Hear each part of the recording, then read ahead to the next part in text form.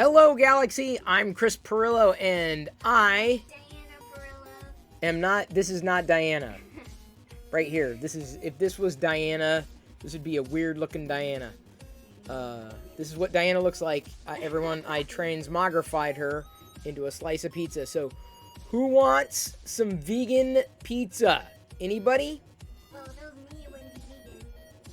Would it? Wait, what? Oh, you mean like the pizza? No, I'm saying this is you. I'm not saying you look like. You're the one who said you're also. Yeah, if you were the pizza, you would not be vegan.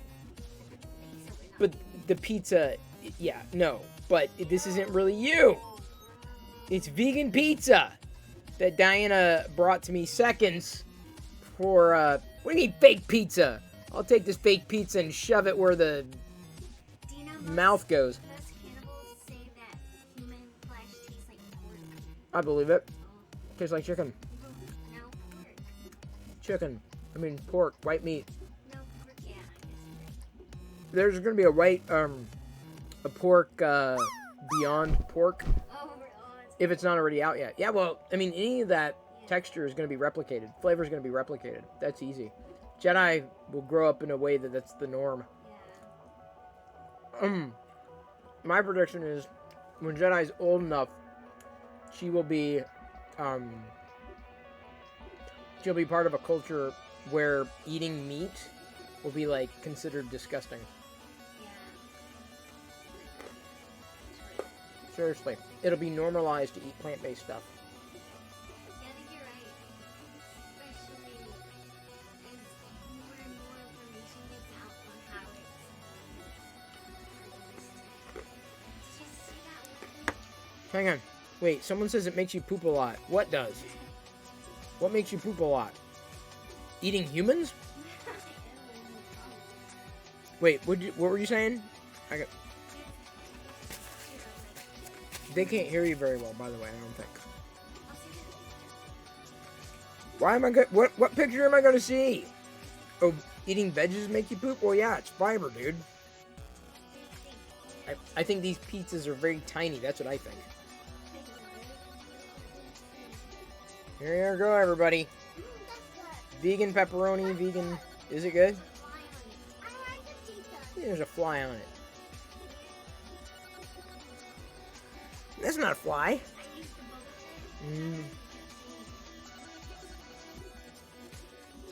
The Boba Fett cutter?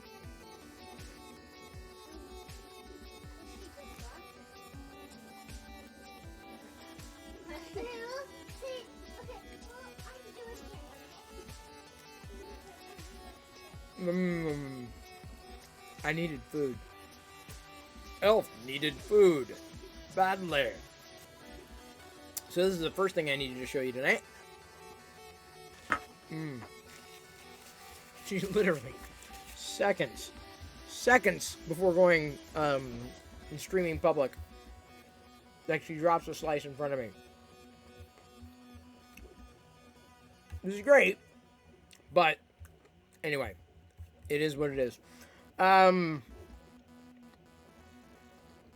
printing. Sorry. Fix 'em dudes. Next pumpkin design. This is the Hut Cartel insignia. Hopefully I have a fair amount of luck with it. Chris is not using an Apple Watch again. You may not be hanging out every night. I will forgive you. This is actually a $20 watch. Wyze makes a series of products. WYZE. And while I don't have every one of them, I just pre-ordered their smart scale for $25, shipped, with all the sensors and everything. I'm like, that's pretty cool. So this is a $20 smartwatch, or some thereabouts, and it does everything I needed to do. It tells the time, measures my heart rate. It's a pedometer, so I got in 8,000 steps. Is it perfect? No. But is it good enough for $20? Absolutely. Anything beyond that, and I feel I would be overpaying. Cauliflower crust. Yeah, I haven't tried a cauliflower crust pizza. Is honey okay to eat as vegan? The jury's still out on that. Some people say yes, some people say no. I'm a honey supporter. I'm okay with honey. Doesn't bother me. Some people, they say, no, it's not vegan. You know, ultimately, it's a set of guidelines wherein if you follow them, certain benefits will ensue. So, some people don't believe that honey is vegan. I guess, in scientifically speaking, given that it is produced by, a creature, no, it probably isn't. Just like a bug would not be vegan.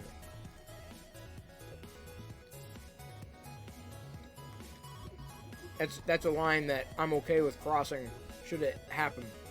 But I generally don't think about it. Hello, Britt. Good to see ya.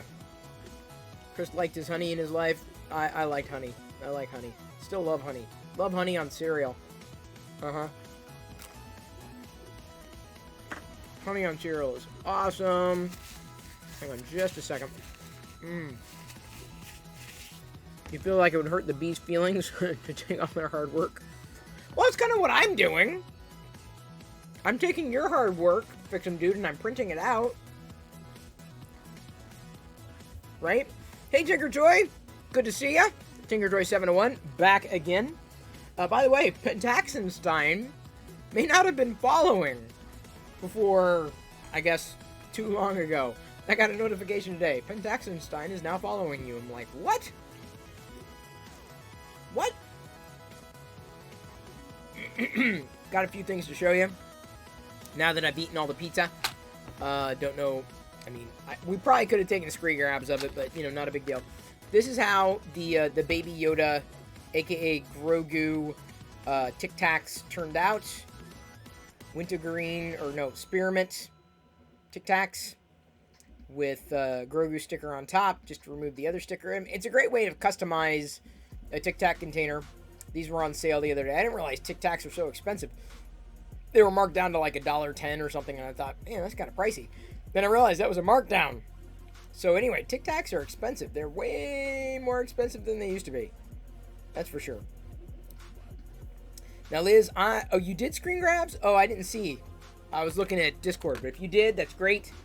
Also, today, I got this. Target now has a Grogu clipboard inside. Let me hold it still for a second. Make sure that Liz gets the grabs.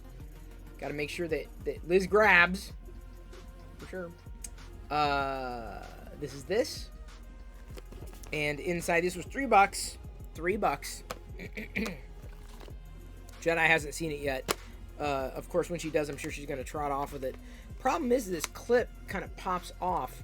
This clip isn't exactly robust, but it'll make a nice little car toy, because inside is a series of things to keep a child busy in the car. Get it staged here as the child busy in the car. So we get, there we go. Is that good enough? Get a little pad, get some stickers, get a little case, and some crayons. Nice array of 7 crayons. Usually you get 4 common colors, so this is quite a nice balance, I feel. Not bad for $3. Am I ready for the new Ghostbusters movie? Yep. I will probably not be seeing it in theaters. I'll wait until I can rent it. I'll wait until I can watch it on the TV. Last night I tuned into I don't know if it's the final one, but What If? The most recent one that's been published. And it was good. There was a Star Wars reference in it, so it was awesome. Pretty exciting. I've been enjoying What If. I don't know if it's done, though. Also, watched today's Foundation last night. I guess when I was watching What If, then it came online. So I watched that. Been watching the morning show. I'm kind of all about, well, What If is Disney Plus, but the morning show and Ted Lasso and Foundation, all those other shows are Apple TV. Today we got Dr. Aphra 14. Dr. Afra 1-4. Oh, sorry. I was holding it a little high. I was holding it a little low. There we go. Dr. Afra 1-4. I gotta hold it back a bit so it doesn't get in the way, or chat doesn't get in the way and what have you. But anyway, there's Afra. And as soon as Jedi sees the other thing, she's gonna like... That's exactly what she sounds like. Ted Lasso stressed you out? Which one? Wait, the most recent one? The one I watched, I guess, was published last week. I thought it was pretty well done. I'm very happy with Ted Lasso. In fact, I'll go as far as to say is the best thing Apple has released in recent years is Apple TV Plus. Because good programming, but I can watch Apple TV Plus on my Chromecast. What's not to what's not to like? Hang on, just a second. Okay, we may be having a surprise guest tonight. Even the moderators don't know this. We may very well be having a surprise guest. Seriously. Okay, I'm gonna... Give me a second. Give me a second. Moderators don't know this. This will be a nice, happy surprise.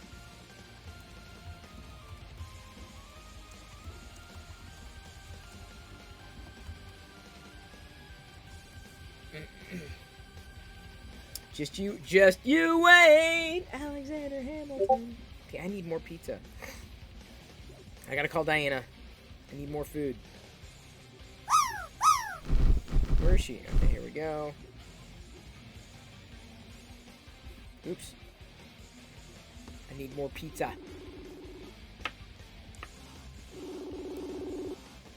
Spoilers, fix him, dude.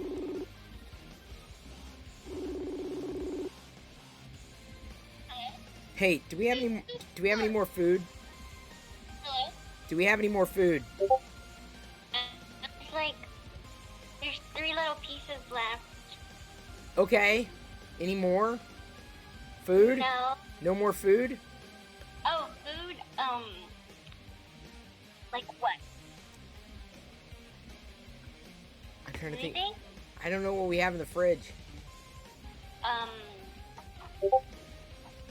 Do you want some beans and spinach or? Bean, spinach, guac?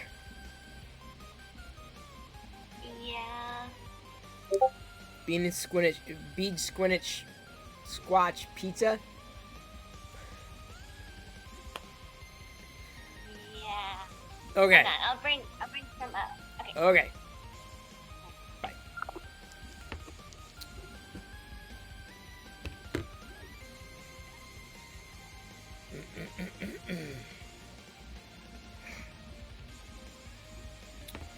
Alright, I couldn't quite get that out, but it worked. You're guessing random people? Good guess. Have her make the good beans? I make the good beans, Fucho. Duffman, alright! I make my own beans.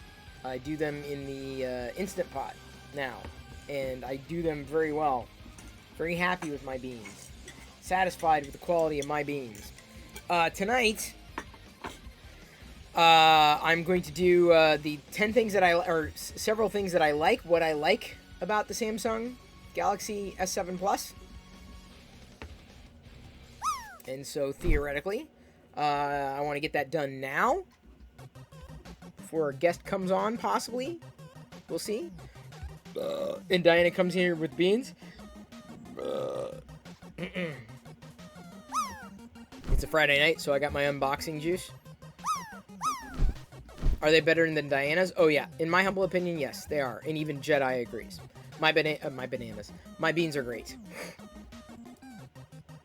Okay, so what do I need to do? I need to close this.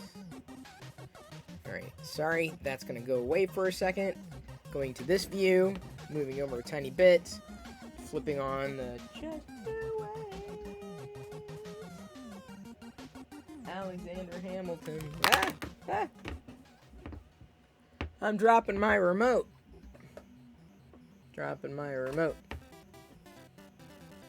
Okay, Here we go. Gonna do a TLDR right out at the gates. Remember, 7 p.m. the new TLDR drops.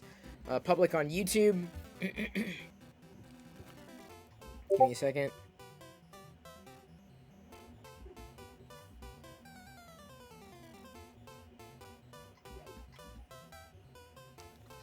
Diane may not understand that, but I said doing TLDR. Setting up a timer. No. No. Okay, here we go. 10 things that I like about... Oh, wait, hang on. Sorry.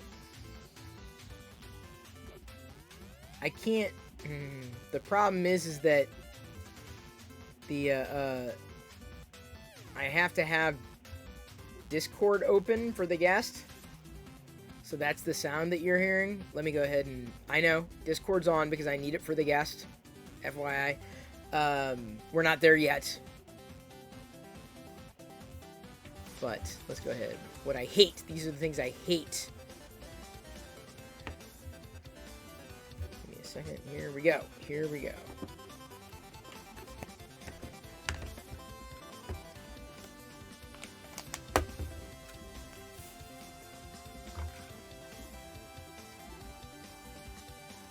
You're hearing nothing? Okay. Here we go.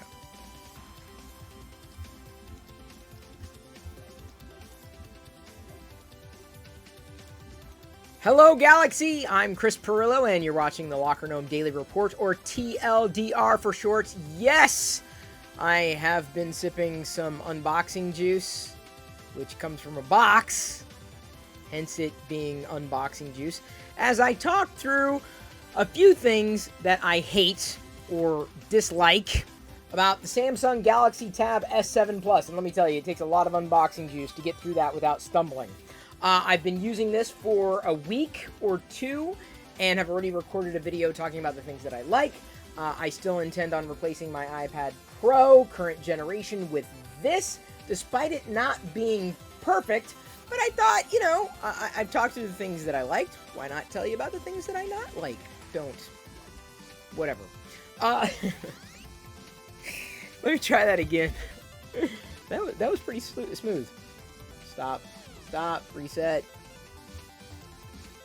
Let me try it again. Oh, good. I was about to buy one. Maybe this will change my mind. No. Here we go.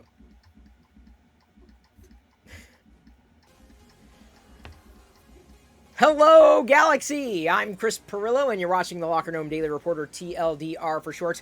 I have been sipping my unboxing juice. That's important because I've already unboxed my Samsung Galaxy Tab S7 Plus, and it takes some unboxing juice to get through that without stumbling. Yesterday I talked about the things that I love about this device, and today I thought I'd talk about the things that I don't like, or possibly hate, about the Samsung Galaxy Tab S7 Plus. Did I say that right?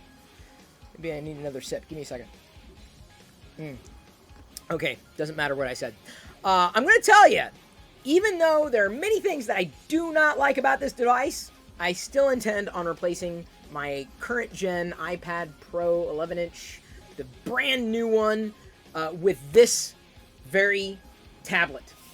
Because despite its shortcomings, it's still, by and large, a better experience. So, let's go ahead and begin. I've got a laundry list here. With the first thing I don't like. You can't set default behaviors in tablet mode for apps. Because remember, Samsung has two modes. They have DeX and tablet mode, which is great. But the problem is that sometimes I want apps to always open up in window rather than in tablet mode. There's no real way of getting around this apart from using Good Lock free software from the Samsung store that allows you to resize an application into a windowed version of it, and you can still run those windowed versions above the tablet versions of any given app, but there's no way of setting default behaviors. That's something I feel Samsung could and or should do with the non-DeX mode, because it gets a little tedious with having to resize things constantly or go into the task switcher, long press and hold and drag to the middle to open up in a windowed version. I realize it's a small snag, But still, this is something that I dislike. Another thing that I don't like, Android apps, in correlation to the first complaint, aren't always ready for this experience, as in the large screen tablet experience on the Samsung Galaxy Tab S7 Plus. Now, I do believe that this could very well change when foldable devices become a bit more popular, because Android is transmogrifying itself, or really being developed to optimize apps for larger screens. So tablet support may come in tow with foldable optimization, but right now, there's still somewhat of an issue. A little, an aside here, if you will. The Android apps on the tablet work better than iPhone apps work on the iPad. FYI, not a complaint, just something to note. I feel that this keyboard accessory is kind of flimsy, cheap, but expensive. So cheap feeling, cheap working, not perfect, and pricey. So that's a bad combination. Wait, I gotta have the tablet in the middle in order for these things to attach to one another. I mean, I guess the good thing is the S Pen does have that pocket, as I mentioned, but it slipped out when I was maneuvering. I just feel like this material is not going to stand the test of time. That's a concern. The keyboard doesn't attach tightly at all. It's very often misaligned. Is it worth the money I paid? Probably not, but I haven't found a good third-party accessory for this, and hoping they improve that with future iterations of the tablet, assuming they're going to continue, given that Samsung's pretty much the only manufacturer that is taking Android tablets seriously. Another thing that, I guess this is a minor complaint that I was able to mitigate, the USB connector here, though USB-C, which is great, is on the wrong side for the way that I would sometimes use it, or was used to using it, or I should say used to using a USB-C connection on a tablet device. I had to rework wiring to pull a USB cable, a Thunderbolt cable to be exact, through or underneath my desk in order to connect it the way that I was using it in this environment. It would have been nicer to have USB on the other side. Maybe the future keyboard will allow me to charge that way, on the other side, or that way I'd be able to connect in either side. Either way, that was a complaint that I had, a minor concern, but still something that I did not happen to like. Another thing that I really don't like, there's no 5G on this tablet. Now, again, I've mentioned this in a previous video. There is a 5G model available, but it's only available through carriers, and it's the 128 gig model, and it doesn't have as many colors the way that I was, wanting the tablet, or at least the options that I wanted. They weren't available, the colors, the specs, because only a 128 gig version is available in the 5G model right now. And I'm like, I wanted the 256 because it comes with 8 gigs of RAM. That's another complaint I have. This needs more than 8 gigs of RAM. 12 minimum. Doesn't have that option right now. Doesn't have that option potentially forever. The S7 Plus. It needs potentially 12 or 16 gigs of RAM. That I would consider a bare minimum. So if you're basically running a tab on anything less than 8 gigs of RAM, more power to ya. I don't think I could do it because 8 is not sufficient for this thing. Another thing that's a concern of mine is that, despite this being an awesome keyboard, even when it is upside down, because that's how I prefer to use my keyboards, who doesn't? Though you can disable the trackpad, you cannot remap the keys. This is something that Chrome OS does. I should say. You can remap? Ha ha! Macs, Chrome OS, Android. I'm talking about all the OSs here.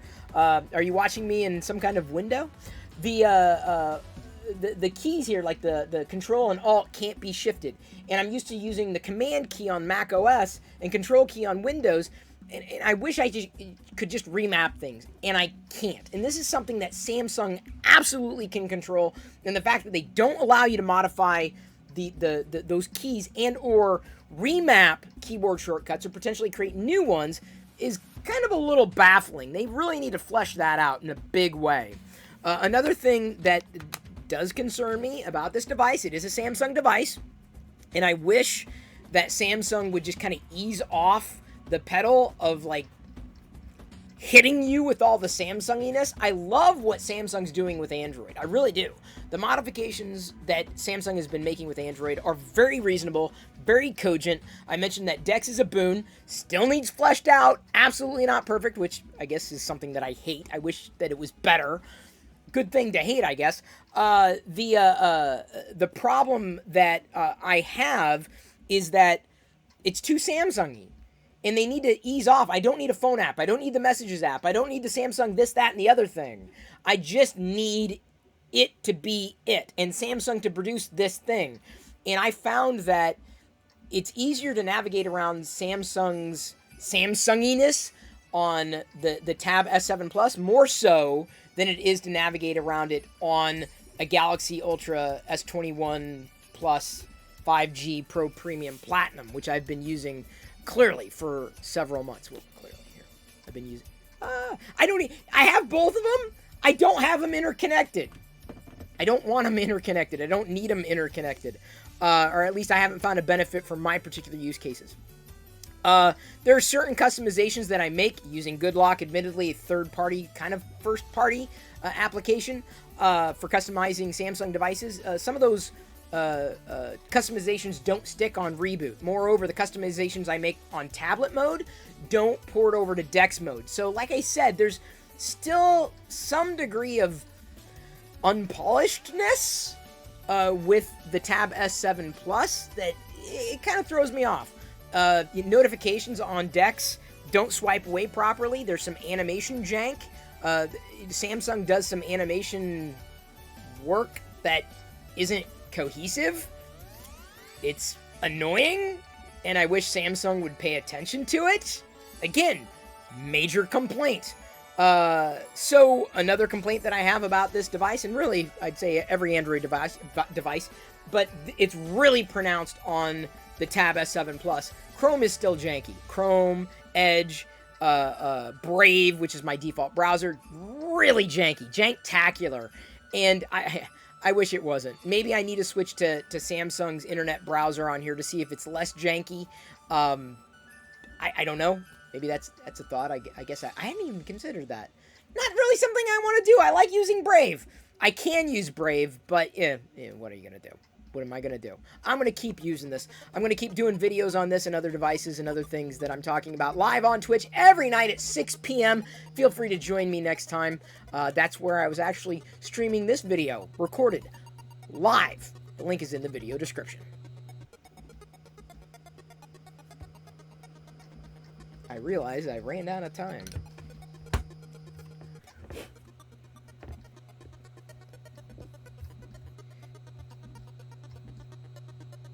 All right, Loyal.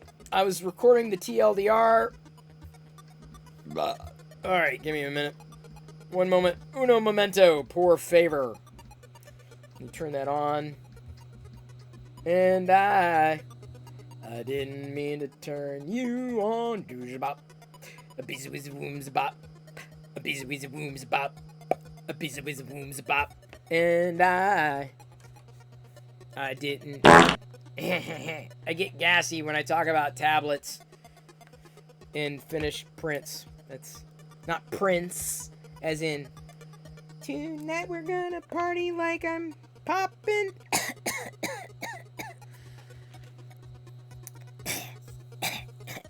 I'm from the Hut Cartel. By the way, this printed wonderfully at 50%. Fix 'em, dude. Fix 'em, dude. Fix 'em, dude. Thank you so much. Faceless Chaired X100, excuse you. 123,459,876 times. Blah, blah, blah, blah, blah. Blah, blah, blah, blah, blah, blah, blah, blah. Bloody, bloody, blah. Okay, so now, I gotta whip this off. Oops, hopefully no one steps on that. Let me open this. I need, alright.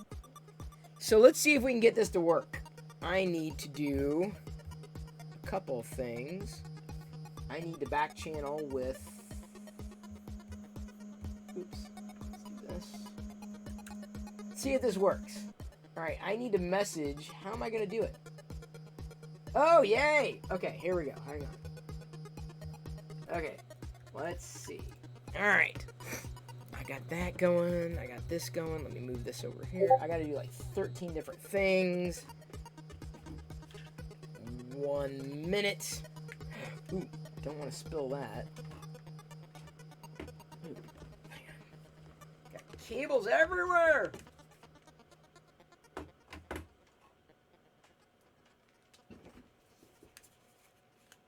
Is this the right? I gotta look at the. I always have to look at like my headphones to make sure I got the right side on the right side and the left side on the left side. All right, let's see here. I can close that. Now, there we go. Okay. Here we go. Pardon, everyone. Pardon, please. I'm going to try something. I don't know if this is going to work. I need to set... Cheese and crackers! That was loud! I didn't realize it was so freaking loud.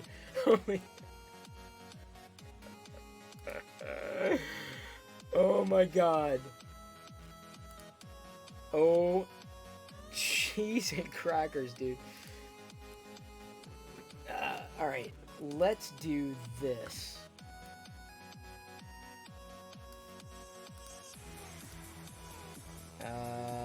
I can't...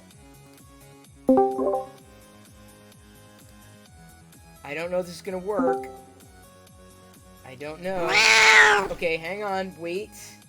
Wait for it. 1 minute.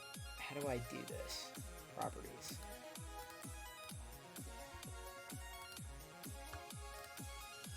Okay, so...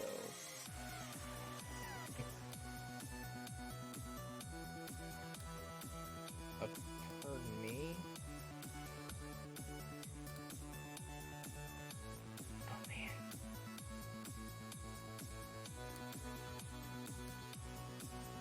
Hang on. Everyone's gonna be surprised when this does work.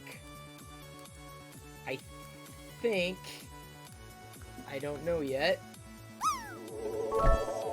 Because I'm testing. Faceless Chaired X100. Wow, 1,239,489,494,949. What can I do here?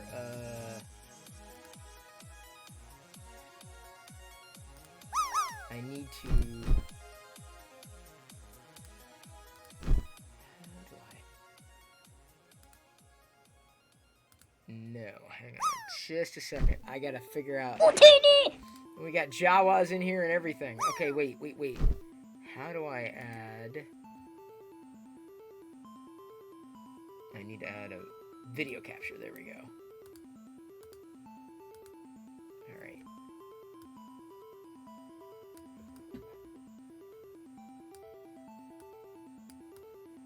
I'm just gonna do this. Okay, this isn't perfect, but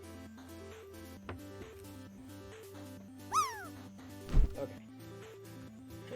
Y'all will understand, I hope. I heard audio. Oh! Yes, you did. Here we go.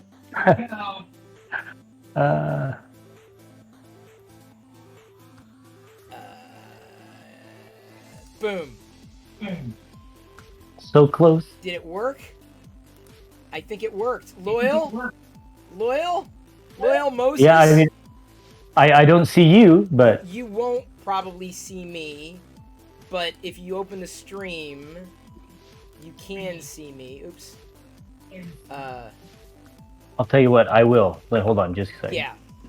Because I was able to... there's nothing to see on my end. There's going to be an echo because I think Loyal's got the stream pulled up on his side in order to hear me. You shouldn't. I don't have you audio anywhere. You're coming through my mic, so... Weird. Hey! See? You're on the stream. Yeah, it's weird. How's video quality? Your quality is great. The candy corns are like almost 4K. Let's see if I can. Fantastic. Well, thanks for having me on. Thanks for mentioning or messaging me. Yeah, so Loyal today did a stream with Raise 3D and specifically talking about the giveaway that they're doing. And I've been mentioning this. If you need to get and you want to get Halloween stencils, now's the time. Because Loyal's sending them from his mountaintop. That's right. So, go ahead.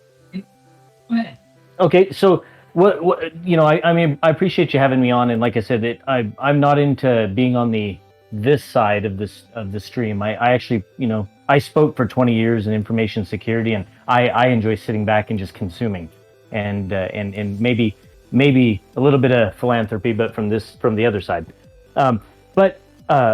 I kind of felt like we were doing this giveaway, and the goal was to spread a little joy and happiness. And when I was asked to stream, to participate with a little bit of collaboration, I thought, well, that'd be kind of a jerky thing to do to say no.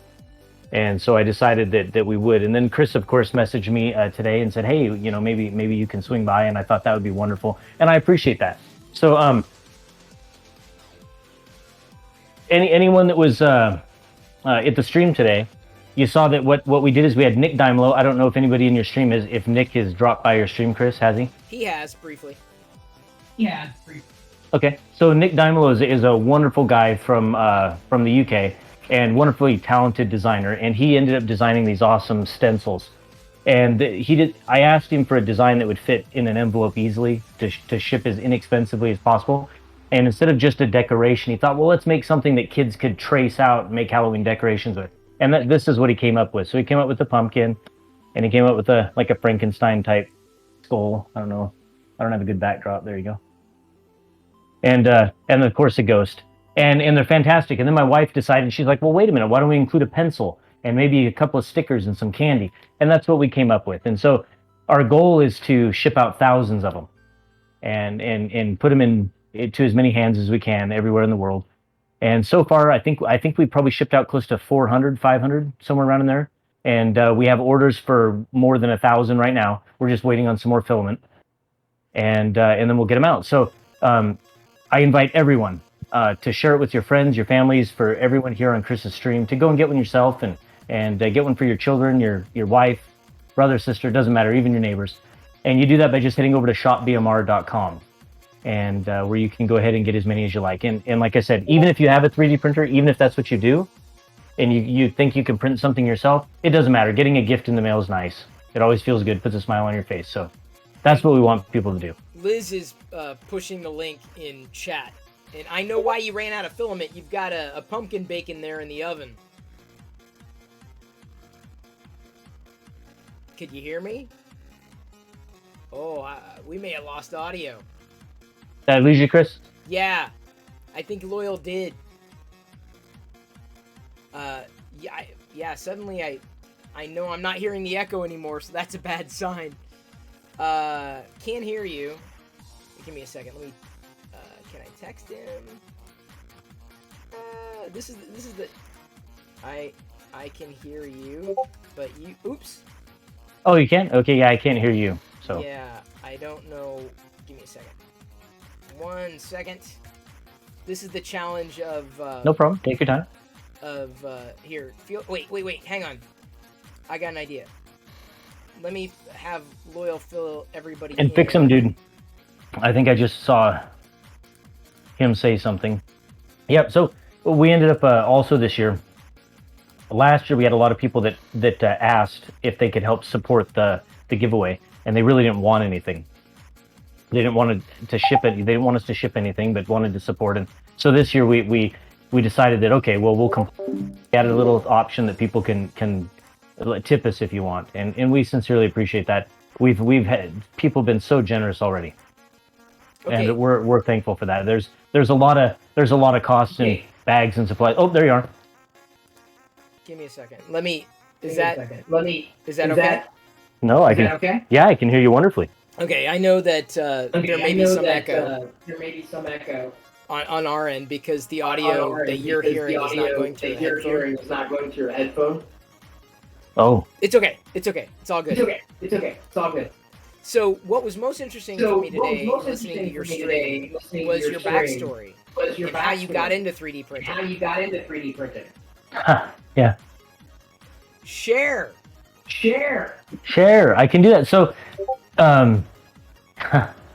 it's funny. So, anybody that has known me for a while knows that I'm a tech guy by trade. I've been in the information security world for more than 20 years, and I love technology. It's in my blood. I still enjoy sitting down and coding for 30 hours at a time. But as I kind of transitioned out of that day-to-day software development and system building,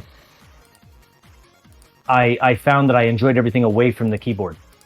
I like to get out and do things, and it sounds strange. So I love to sit on a tractor. I love to sit on a horse. I like to build fence and build a ranch, and that's what I've been doing for years now. And so what happened is I've owned a sporting goods company, and I had these product ideas that I wanted to build, but didn't have the means. And so I've only been using 3D printers for about a year, and I got bitten by the bug when Raise 3D, when I ordered the first machine and it showed up, and I realized that I could take something that was in my brain and in my mind, Chris, and I could turn it into something physical, tangible that I could hold in my hand. And that was, I'm sure, Chris, when the first time you did it, I think I was on the stream when you were first printing, right, or at least your first print. Yeah, with Joel. And I can remember that smile in your face, and I can remember like almost like a giddy excitement. It's like a wow, I can't believe this.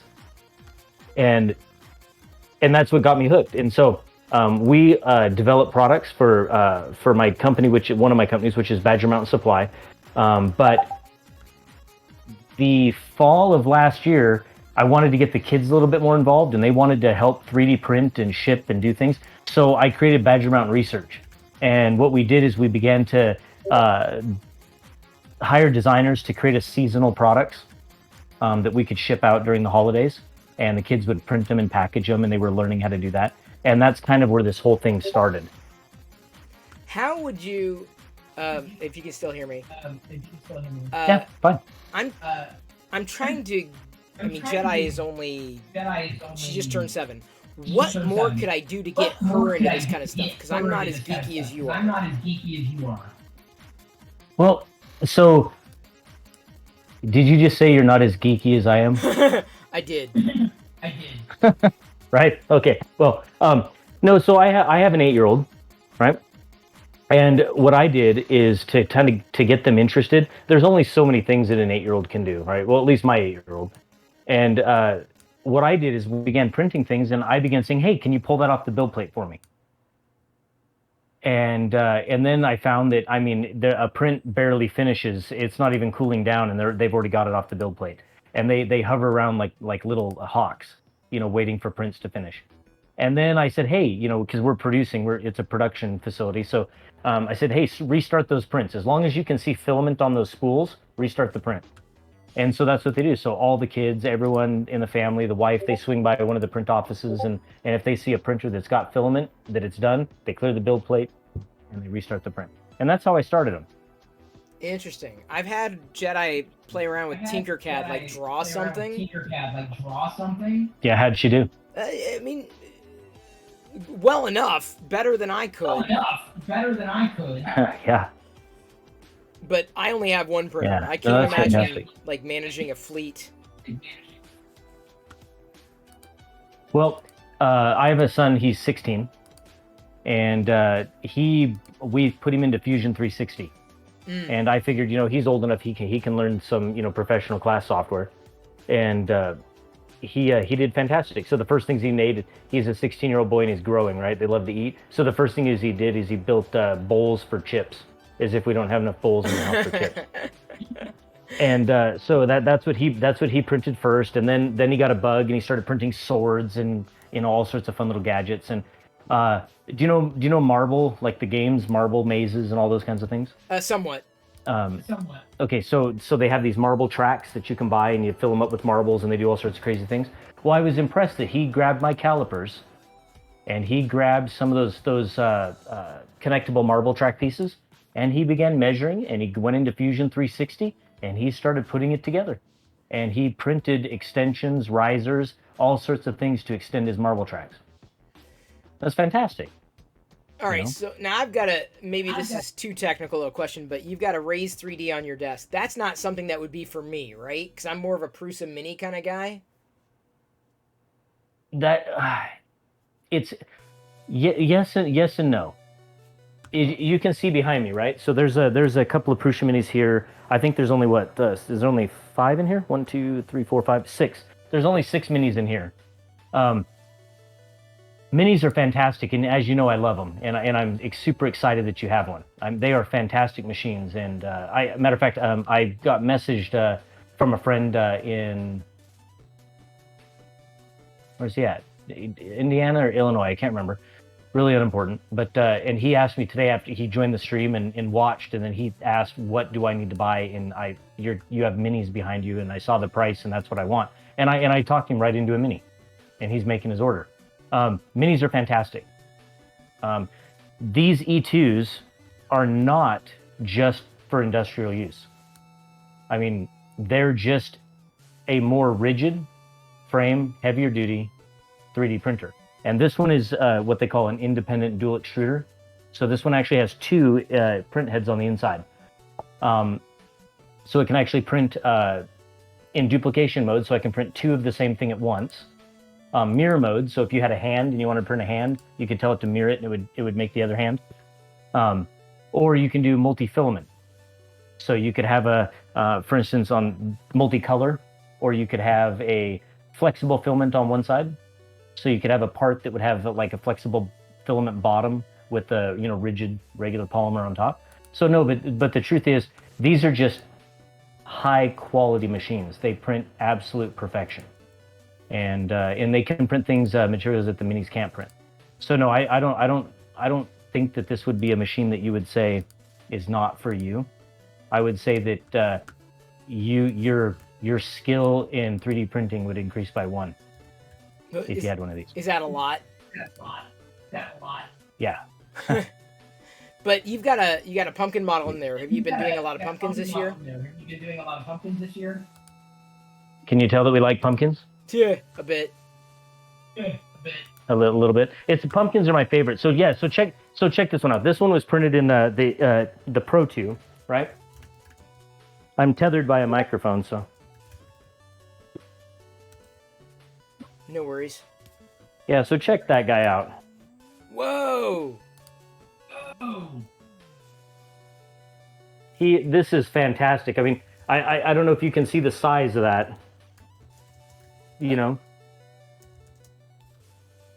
It's a fantastic pumpkin. Wow. And this is Polymaker, or actually it might be Raise 3D Premium Filament, but I can't remember. But anyway, this is such an awesome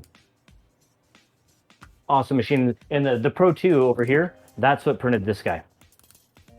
That's big. I mean, I usually print like smaller. Yeah. Well, I mean, because I don't know, I like the smaller things. No, you need to go bigger. Max size on that mini. Now, whenever I tune into your streams, are you trying to limit your prints to finish within the stream time? No, I mean, Or are you done with that? Yeah, no, I'm not too worried about that as much anymore. Usually I would start it early if that was the case. But, I usually just look at the model, think about where am I going to put it, right? What size do I want it to be? And I tend to go smaller, even with these pumpkins. Oh, did I lose you? Did I lose you on audio? Uh-oh, you might have. I'm still here. Let me check. Yeah, that's definitely still working on my end. Here. Let me flip to this one. Let's see, does that help? I flipped to a different microphone. No? Boy, something on his end. I can still hear you, but I can still hear you. Yeah, this Discord. Okay, you can hear me. All I'm hearing from you is just a repetitive thump, thump, thump. Weird. Yeah, I don't know. Like, this is... Oh yeah, okay. Now I'm just getting massive feedback loops. That's strange. Yeah, Discord. I wonder how this. I don't know how it works on your end, but You look great. let's see. Let me jump over to Twitch and see what people are saying in your chat. Oh, yeah. Here, A. Hayes. There we go. I'll copy and paste some Like I said, questions. I can't see, or I mean, I can't hear you, so I don't want to talk over you. Oh, no. You're good. You're good.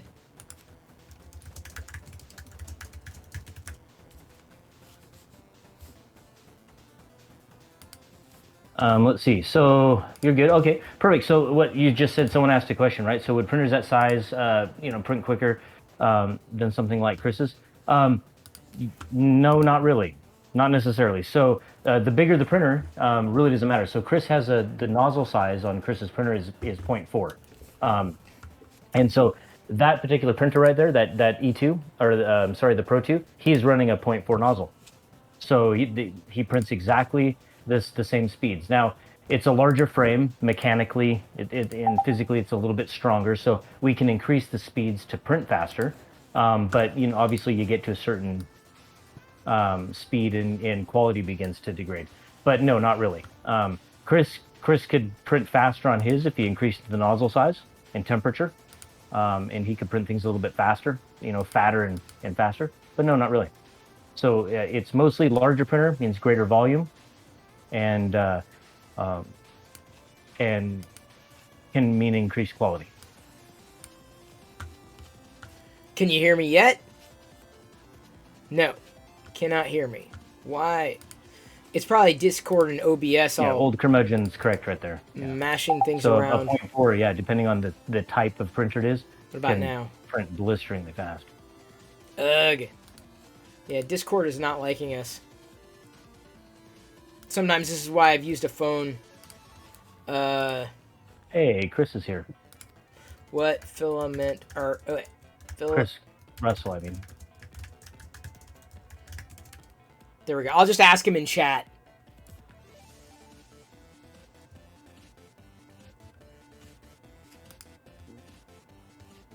Oh, for the pumpkins? So for the pumpkins for the stuff that we ship out, these get little guys, the gifts. Those are Raise 3D Premium PLA, and you can head over to raise3d.com, and their premium PLA is fantastic. I can't explain it. It's not a soft PLA. It feels a little bit more rigid, more brittle, but it prints incredibly well. I think there's just less additives, and then of course some of this is Polymaker as well. I think the green that we have for some of these is Polymaker, and they're shipping that over to me as well, and their filament's fantastic. This right here is Polymaker, and all the little pumpkins you see, those are all Polymaker orange PLA, and it quite affordable. I think somewhere around $17 a spool for Polymaker PLA, and it's great stuff.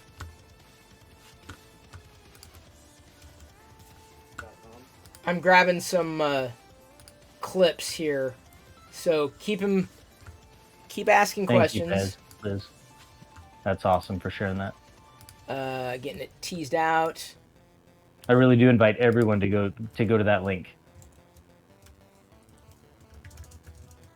I'd love to see more people do that. There we go. There we go. I'm just getting video clips over here. Fantastic. I can't tell if Chris is talking, so I don't want to talk over him. So you're not.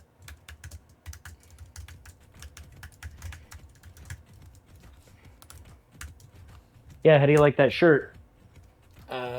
So Who's that shirt? Who am I representing right there?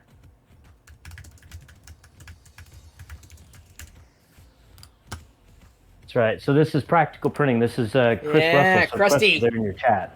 This is his shirt, and they're fantastic fit. They make you look nice and slim, and they're on Amazon, I think. Right, Chris?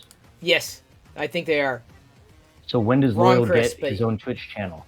I would stream about horses and 3D printing. That would probably be it. Well, Actually, okay, so this is interesting. So Pezla's made a joke about printing a foal, and then she asked about printing for horses and cows.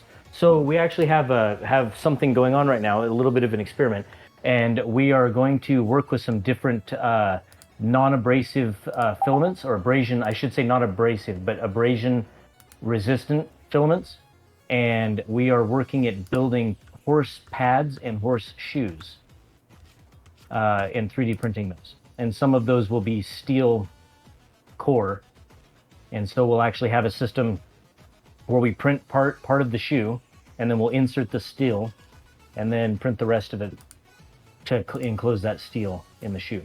And then, of course, we're looking at, like I said, printing with pads, because some horses need pads, especially some mountain horses, and then there's horses that have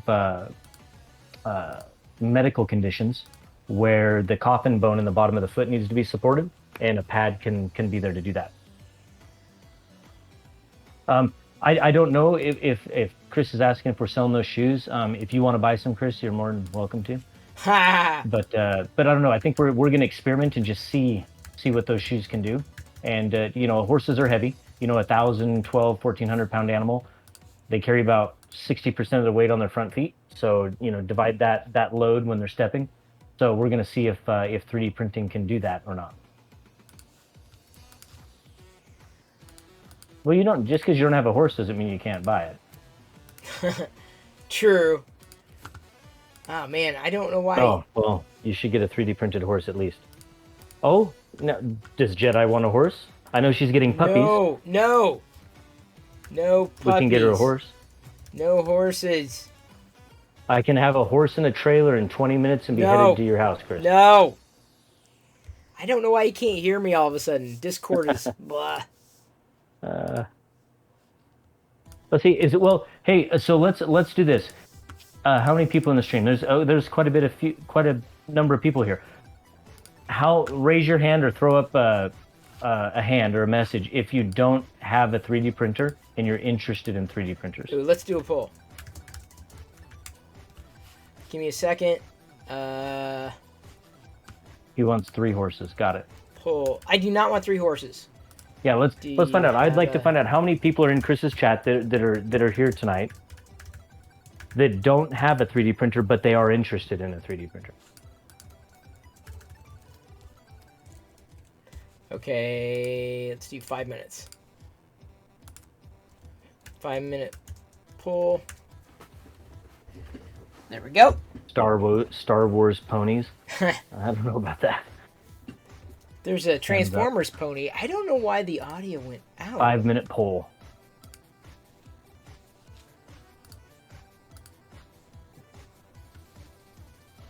Oh, 7 people do.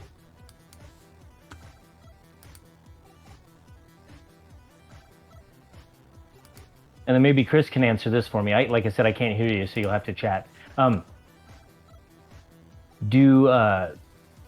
When you began your 3D printing, did you already have a high number of people in your chat that had 3D printers?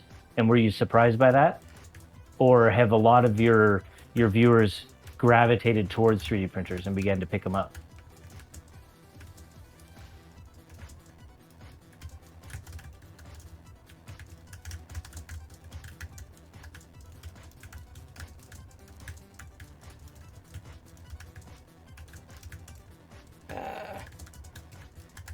There we go. I'm chatting. Some dude says he doesn't have 6 minis. Oh, that's disappointing. I can't imagine. Well, that's great, Chris. Yeah, about half and half. So, like I mentioned earlier today, I really love the. I've gotten bitten by the 3D printing bug, obviously, and I'm not a hobbyist per se, so I don't like tinkering. I don't like to tinker with printers. I'm not interested in getting the every brand of printer that shows up on the market. I'm Nor am really I. not. I don't want to just play with them and tinker with them. I like business and I like manufacturing, and so I like to build things and sell things, and so and I get that from back in software. I love to build software, build businesses, and sell software, and so that's what I do with 3D printing. Um, so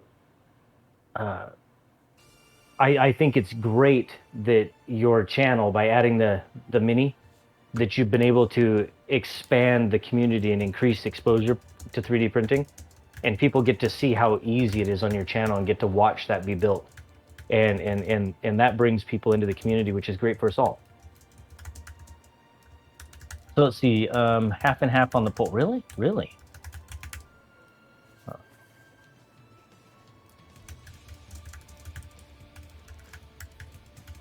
Some of the nicest people are 3D printing people. I can agree with that. We're the best people. Thank you, Fix'em Dude, for the cheers. I just got bits from Krusty. That's nice. Well, that's neat. So, let's see. Well, exactly, and I think sharing 3D printing is what this is really about. It's fantastic. I would love to see more people get into 3D printing. I have a friend who lives in Idaho, and no, I didn't start a hype train.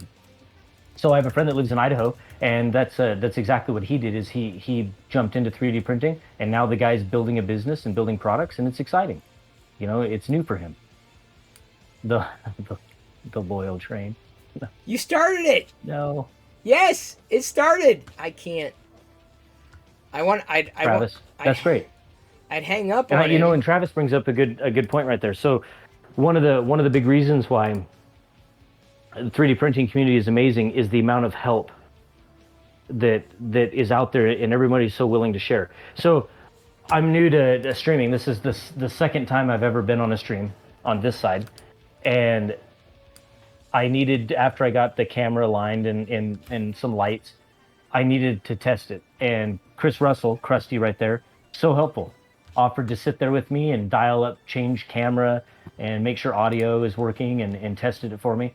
And Chris is always available. Chris Russell is always available when I have trouble with a print or questions or some new technology. And he's always there because he's been around a long time. He understands it. And that's what I really love. I like to be able to consume that knowledge from someone else and then take what I've got and give it back. RC Maniac is correct. Yeah.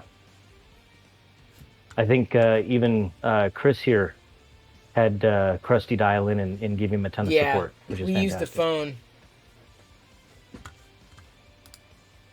Well, if you guys are calling this a loyal train and it's It only is. at 38% level 1, Ooh.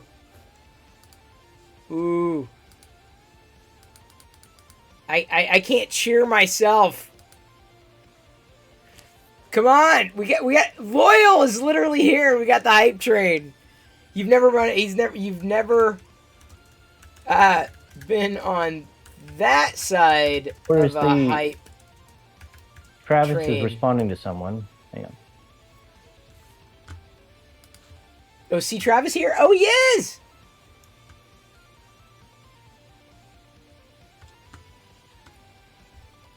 We got about 244 left in the level 1 hype train. You know what? I don't know how else. I almost want to hang up and try dialing him again, but the microphone on my end is working, so I don't know. As Liz is what pumping it the could hype be. train, she's trying to keep it alive.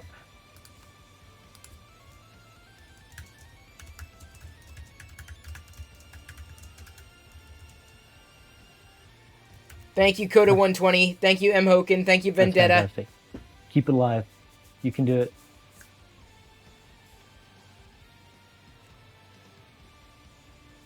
Oh, the cost to get into 3D printing? Yes. Okay, so that's actually kind of a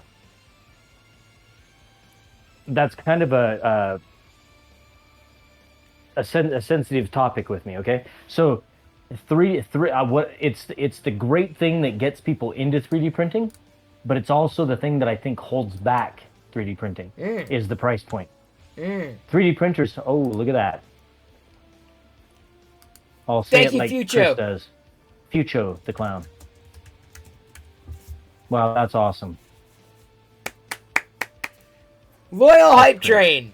So, but that is like I said. So, the cost of printers are, or that price point is what gets people into 3D printing. But like I said, I think it's also the thing that holds people back. You do get what you pay for, and fix some dude. Yeah, like how would Joel Telling say it?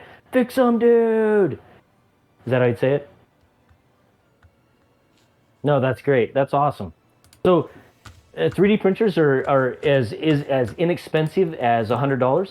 Matter of fact, I was just over with DB3D Dan and sitting in his chat and monitoring it, and he was just saying something about Micro Center, that they have an Ender 3 Pro, it's normally like $199, and they're doing $100 off right now.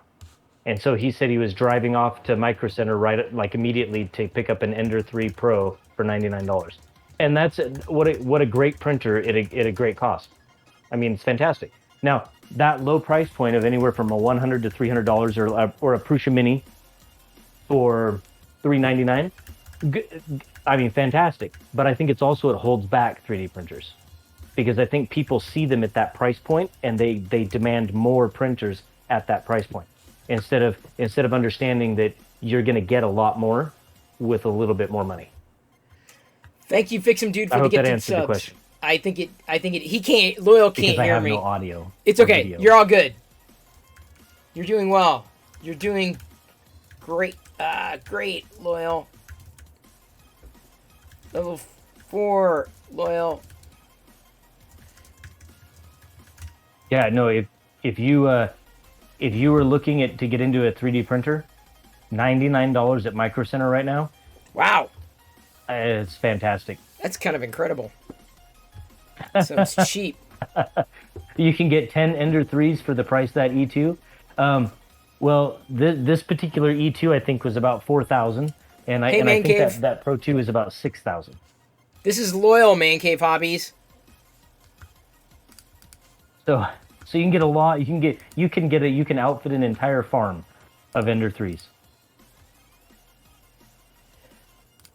Hang on. I've been. Yeah, and Fix Some Dude's right. There might be some tinkering. You may have to do some upgrades. And all in all, you starting out at a lower price point, requiring you to tinker a little bit with the printer, in the end is going to make you a better 3D printer. My first time messing with a 3D printer was I was like on the first or second E2 that we bought, and I was afraid. I was really truly afraid, because I'd never assembled a 3D printer, and I didn't want to break it. And I was like, you know what? These things are finely tuned, high-end pieces of machinery, and I'm gonna not be able to put it back in its original state. And so I was really nervous. And so I avoided any modifications, any changes. And to be honest with you, it was when I received the Mark III. So a Prusa Mark III, and I bought it in kit form. And having to assemble that kit is what taught me how 3D printers work.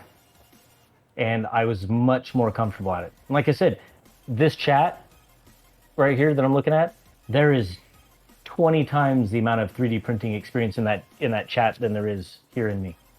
I've only been doing this a year. Been doing a lot of it in a year. Oh, whoa. Thank you, Pez Liz, for the gifted subs. I pasted Oh, that's awesome. That's awesome, Liz. I pasted another question there. Hopefully, thank you. Loyal will That's catch great. it. That's really appreciated. That's cool to Thank see. you, Liz. Thank you for the. He can't hear. Loyal can't hear me at the moment, but I'm back channeling with him to make sure he sees the comment. Let's see if he sees the comment. So there we go. Electronic Grandpa. That's a great handle Awesome. there. $99 is about the cheapest you're going to get into a 3D printer. And I'd say $99 is not a good price to get in. At a certain point, you might be paying for trouble. But an Ender 3 Pro that's a good machine, great machine. So at $99, yes, that is about the cheapest you're going to get for a good machine. And I would say if you don't want to spend $350 for a Prusa Mini back here, which is going to out of the box print fantastic. I mean, production quality parts. Matter of fact, that's our farm is comprised of mostly Prusa Minis. Then if you don't want to spend $350 and you're looking at a lower price point, grab an Ender 3. An Ender 3 Pro, like at Micro Center. Now, as far as quality, you mentioned, is it filament or machine? The filament doesn't matter if the machine can't do it. Ooh. So ultimately, the machine has to be a quality machine. And substituting great filament in a terrible machine doesn't make it work. The machine is still a terrible machine. So you just don't want to run bad filament. I would always tell people spend the money on the printer and buy better filament. It's completely opposite. Sorry. As far as quality, you mentioned, is it filament or machine? Okay. Sorry, I'm getting some clips I agree, out Man to Cave YouTube. Hobbies. Yeah, Chris is very handsome. Ha! Level 5. I don't even know what that means. Actually, I do. What you But do, just from the Loyal? other side. You do. Yeah, RC Manix is right. The garbage in, garbage out. Yeah, it's the quality of the printer and the filament.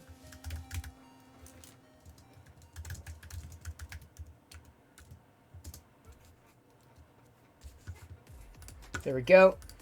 Level 5. I've been tweeting out like dropping clips. that link. People need to click on it. 4 minutes left to go. We're at level 5, 3% in. Loyal can't hear me. King of level 5 right here. We've got... And there's going to be some people, excuse me, that argue this here, but there is a difference in filament. So cheaper filaments, some of them are recycled, and there's a little bit of a confusion here about recycled filament. So when you have filament and that filament runs through an extruder, the chemical makeup of that filament changes. There's parts of that filament that burn off, that gas off. And when plastics are recycled, they have to average out the additives that are missing to reconstitute it. And they average that, and basically it's a guessing game of re-adding and rebuilding that plastic again back into filament, put on a spool, and then sold again. And that's why different polymers that are meant for recycling are a lot less expensive for the manufacturer than it is to have the virgin polymer. 3 minutes. And so I love the idea of recycled filament. And we do have some here, and we use that not for production parts though. We do use it for testing and things of that nature, and maybe some gifts and maybe things that aren't critical. But we try to use virgin polymer in all of our production parts. And it's only because of the consistency in the end product. Thank you, Liz, for the community gift. Oh, so Travis said that $19 for Jesse Peely is a good deal. Yes, it is. Fantastic. Don't ask him to pick a favorite, I'm sure. Printed solid is fantastic filament. How many printers Look at are that. you up to? 44% on a level 5. Pez Liz is bringing that home. Oh, yeah, 44%. Liz is handling it. Look at that. Liz is the champ. That is awesome. Look at Liz. Liz is the champion here. How many printers?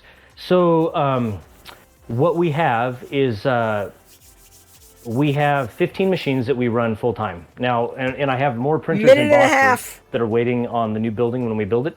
But we run about 15 machines full time. I only have the one resin machine, which is an SLS with the upgrade to an SLS.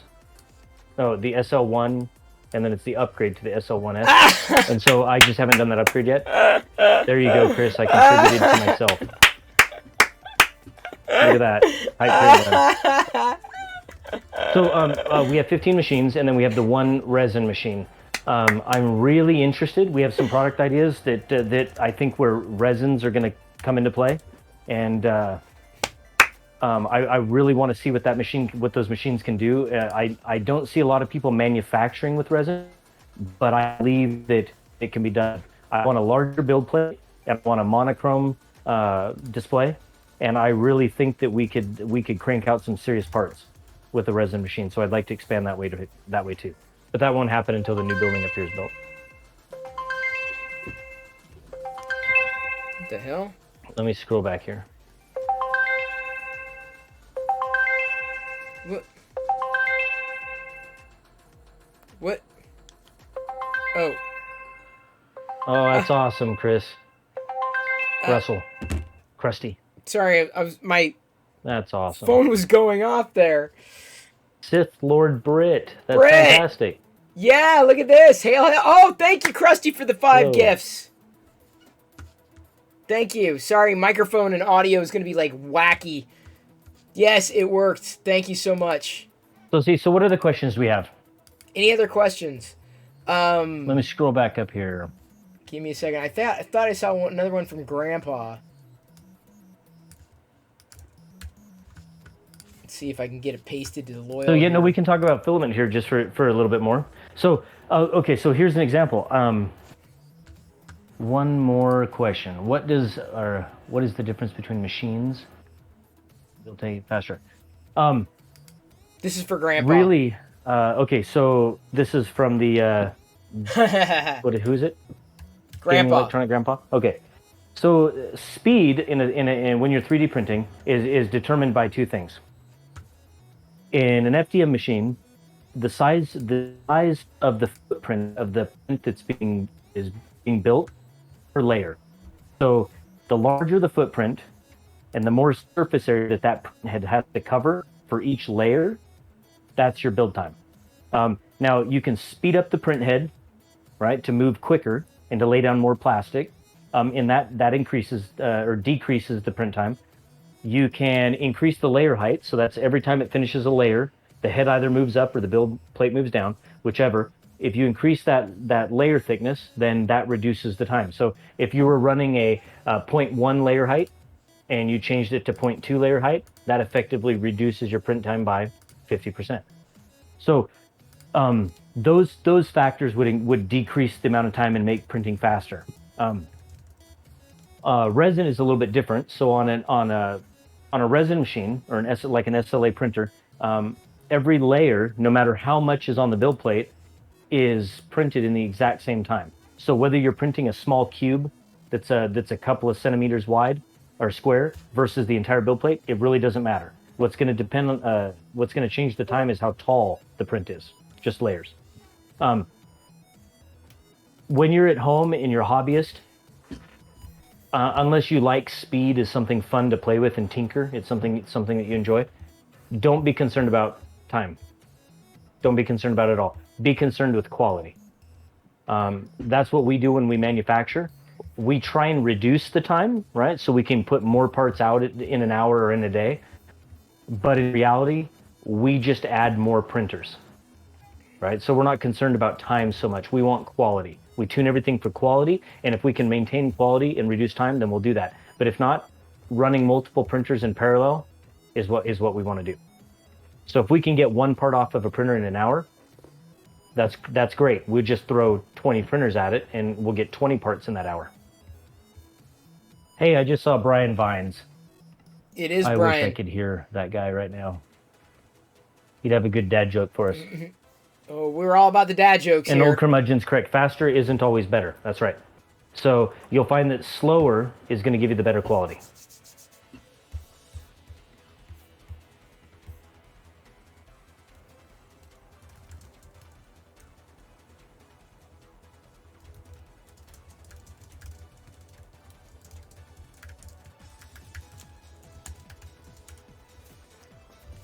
Thank you, Fix'em Dude, for gifting the sub to Brian. Sorry, Loyal and I are having issues. Yep, there you go. Grandpa, exactly. That's the point. A more expensive printer does not mean faster. It's true.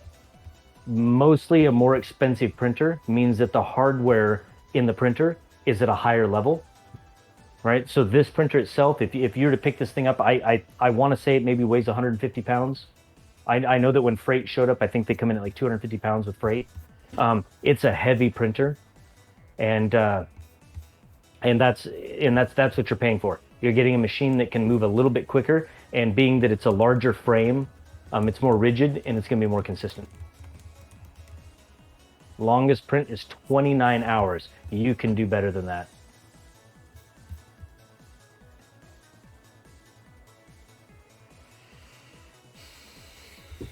All right. Thanks, RC Maniac, for the questions and the comments. I appreciate that. Excess filament. Oh, there's Brian Vines. Oh boy, yes. It is harder to raise because it's heavier. Yep. There we go. If you Future the Clown likes the gun rack. Can you see it? Oh, you can. Those are all lever actions. So they range from 22 to 3030 to 4570. There's a 325 WSM up there, and there's also a 44. 44, 45, whatever it takes.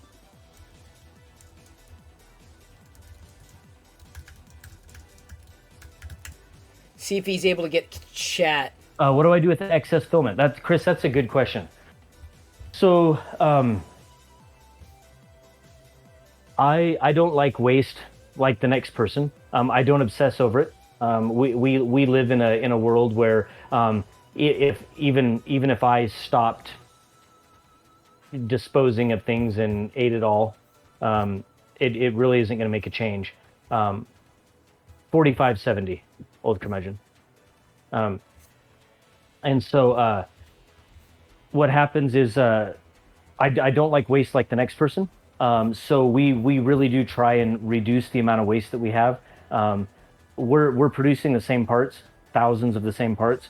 So we really don't have much waste. The thing that bothers me the most in 3D printing right now is spools.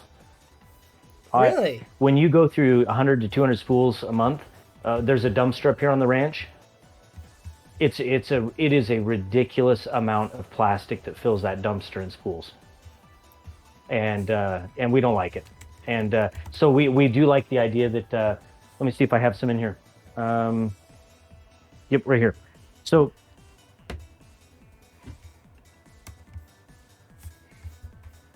Polyterra. This is from Polymaker, Polyterra, PLA. And I love that they're doing cardboard spools. Oh, cool. Right? That is so cool. These cardboard spools are fantastic. Thank you for the raid, Suspicious and already, Tumble. We've gone through hundreds of these. This is Loyal Moses. It's closing in. He can't on the hear cold me times up here in the mountain. But he's hosting the stream right now. In the house. And thank you for the raid. We've just been burning these in the fireplace. Thank you for the raid. That is great. But yeah, I wish that more companies would switch over and go to this cardboard style. I think reducing that spool waste is a big deal.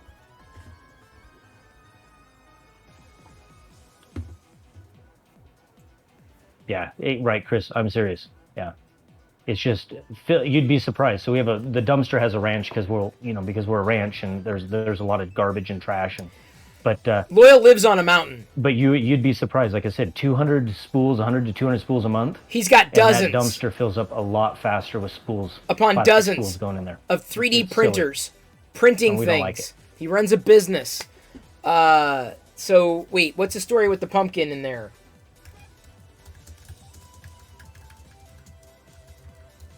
Yeah, Protopasta is also cardboard spools now, yep. And so that's good. We like that. I think that Travis is onto something right there with Dave, and I can't say anything, but I think that everyone will be very happily surprised soon when it comes to printed solid and spools. Yeah, I would prefer cardboard over the plastic for the spools that I have. Not that I've gone through a lot. Not as much as Loyal has. Old curmudgeon. Yeah, no, I love lever actions. I love them. They're fantastic. They're one of my favorite guns. And obviously we're a ranch, right? So there's nothing better than sitting on a horse with a lever action in a scabbard. How many printers do you have? Loyal Moses asking for new people. Oh, so we run about 15 of them in parallel right now. Until we build the new building up here on the ranch, we're not gonna find any more room for that. So we're kind of at max capacity. And then when we build the new building, we'll have about 50, and then we'll go from there. Cheese and crackers, dude. That's incredible. Oh, I didn't know that, Krusty, about Filament 1. That's fantastic. No, I'm all into cardboard spools. I believe it's more expensive. But to be honest with you, I think when it comes to quality filament, if you have to pay, and I know that I hate saying that, but if you have to pay just a little bit more to get a spool that you don't have to just toss in the garbage like that, it's worth it.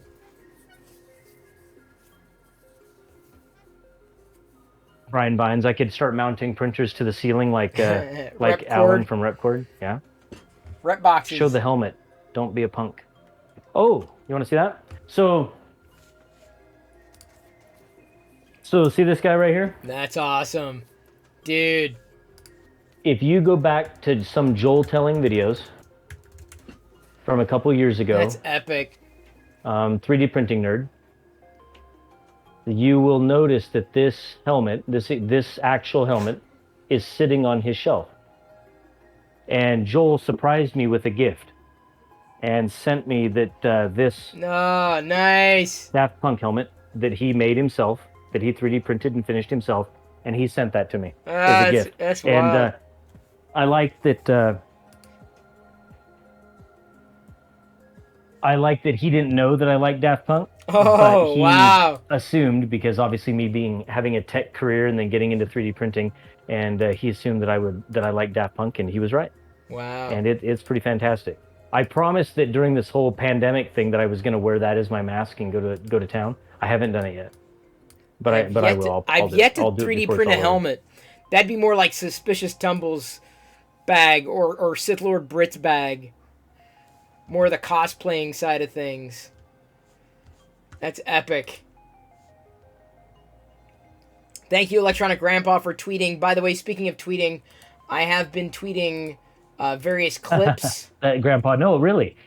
That I honestly believe that the first time that you print something and you physically hold that in your hand, it awakens there's like a creative fiber, and if you have it, it awakens it, and it'll blow your mind to physically hold it in your hand, and then you just want to go create more and more and more. So I really think if you're on the edge and you just need pushed over, we'll do it. We'll push you over and you should go grab a 3D printer. You'll love it. You like making things McDonald's from scratch? I'm just gonna go to the grocery store and wear it. Nice tumble. So do we have any other questions? I'm trying to see about here. any of the printers, either Prusa or Ray's 3D machines? Yeah. Why not stream a print? Wait, 24/7 print view. Okay, here we go. I'll paste that. Why not do a stream?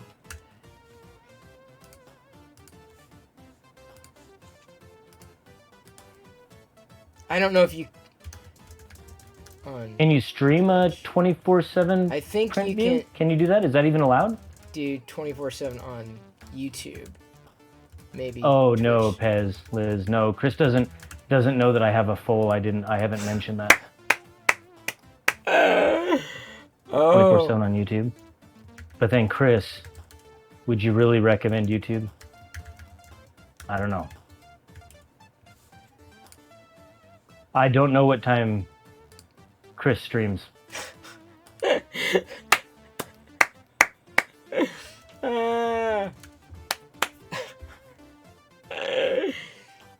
So, I heard a little secret, and that is that it Ray's 3D. If you haven't seen go to YouTube, and if you haven't seen the new promo video for the Ray's 3D E2CF, that stands for carbon fiber. Ooh. Ray's 3D has a new variant or version. Variant's a popular word now. A new variant of this machine, and it's specifically designed for those heavier duty and more exotic filaments. So instead of a single gear with an idler, It's a dual geared. Now here's the. I'm still the secret. single. He mentioned that there might be an upgrade path for regular E2s.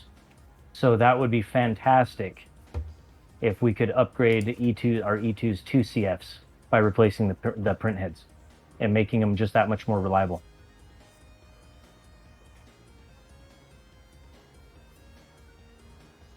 So Fucho just asked if I have ever done anything off-grid sustainable. He does solar, a lot, etc. I'd imagine. Now I don't know if Fucho is being serious. Probably serious. Tell me, Fucho, are you being serious, I bet he is. or is he trolling me? No, for real.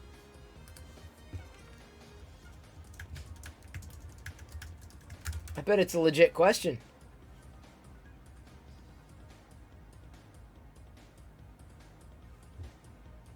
Okay, legit question. Yeah. All right, Fucho. So that's great. So Moses Ranch is on a mountain in central Washington, and we are a performance horse ranch. So we raise horses for reining. So we breed them, raise them, train them up here, and then we send them down to the valley for additional training from a pretty high-end horse trainer. And then we also take them to shows. We take them to shows in Vegas or Oklahoma, the places like that, Arizona. And but the ranch itself, because we're up here on a mountain and we are in the middle of nowhere, we are 100% off-grid. Wow. So the entire ranch is powered with solar panels, wind turbines, and a backup diesel generator. That's incredible. So we are 100% off-grid. So matter of fact, every product that you see, everything that's printed here, the lights, everything that you see going on is all powered from our off-grid system. Yeah, so a traditional home in the United States has 200 amp service, unless I think you're Joel Telling, which he has like 600 amp service. It's insane. We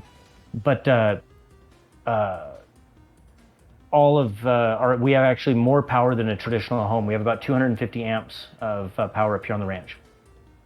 It's incredible. And just so you know, I built the entire ranch. Jesus. So with my own hands. And I'd never built anything before in my life, but I wanted to build a ranch, and so I set out to do it. And I built everything from all the plumbing, all the electrical, the framing, the roofing, the concrete, you name it, did it all. Way more than I could ever do. Up here on the ranch, we're our own utility. So when there's a water problem, well, you call me because I'm the guy that built it. When there's a electrical issue, I'm the guy that did it. Oh my God. So. Dude, I could never do what you do. Chris should add 20 million popcorn. Okay, fine. He should. At least 20 million. You're going to go to van life? There. Added battery and solar? all the You popcorn. could. Yeah, solar panels are fantastic. Oh, everyone got 20 million. Krusty's got a good point.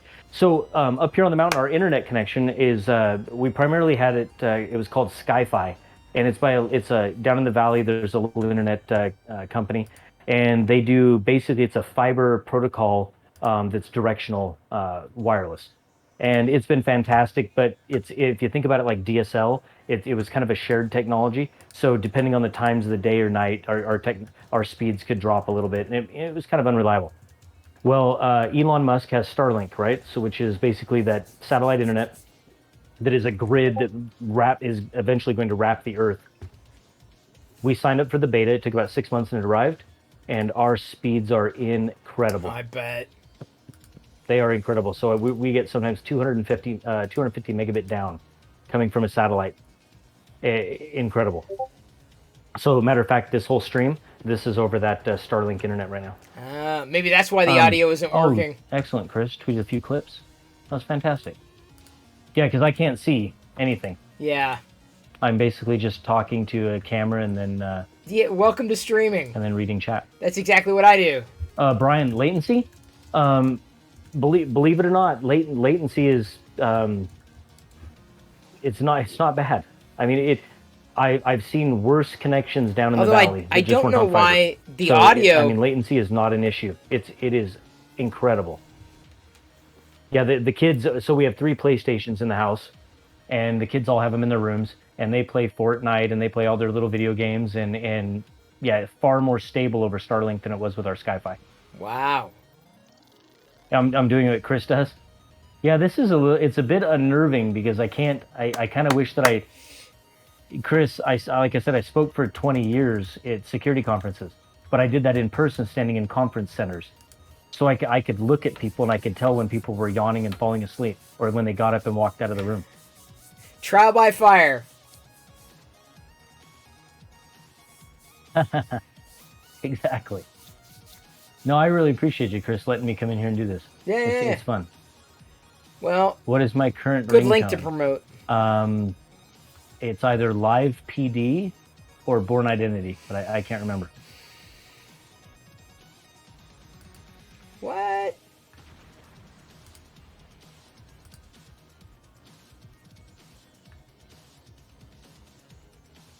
I thought Chris was going to call me and hear my ringtone. No. Let's see. What other questions do we have?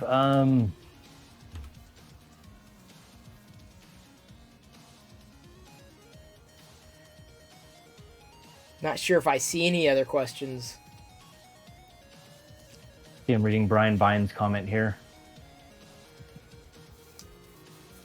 Loyal's getting the hang of it. We're kind of forcing him to become Brian a answered streamer. that really well, and I think that I do wish that we could get past some of this slicing. I know that slicing is important and it has to happen, but I think that is where I really wish that there was a turnkey printer.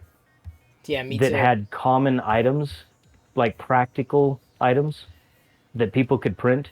And I'll just throw something out there, like I always say, like a doorstop for a house. There's no reason, if you need a doorstop at your house, that you should have to jump on Amazon or run down to Walmart. There's really no reason for it. And if you had a machine in your home where you could just reach up to this interface and select print and jump through the interface, select home accessories, and selected a doorstop or a light switch cover, and just hit print, that would be fantastic. But we're not quite there yet, and so basically you either design the model or download the model, and you have to load it into what's called slicing software. And slicing software is what tells the independent printer how to operate it. And so you would tell the slicer what kind of printer it is, what type of quality you want it to print at, the type of filament, in other words, the temperatures it needs to print at, and you'd input that into the slicer, and then that would create a file that then goes to the printer. But that intermediate step has to happen. It has to happen. Not all printers are equal, or materials. I'm replying to Suspicious Tumble in chat.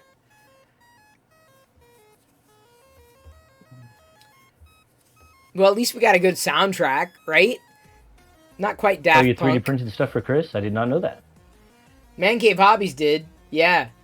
He 3D printed a Rainbow Vader. I can't get it right now, but...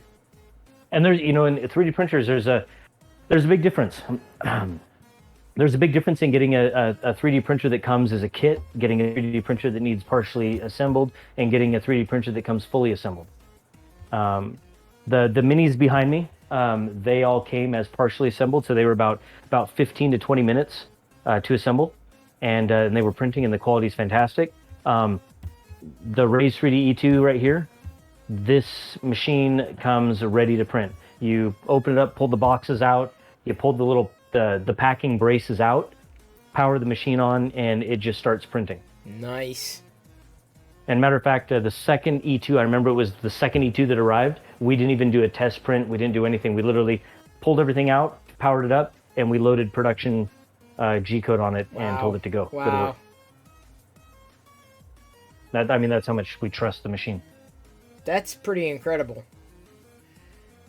I'm not sure I would go that far. Where did I get this practical shirt? This is a fantastic shirt, practical printing.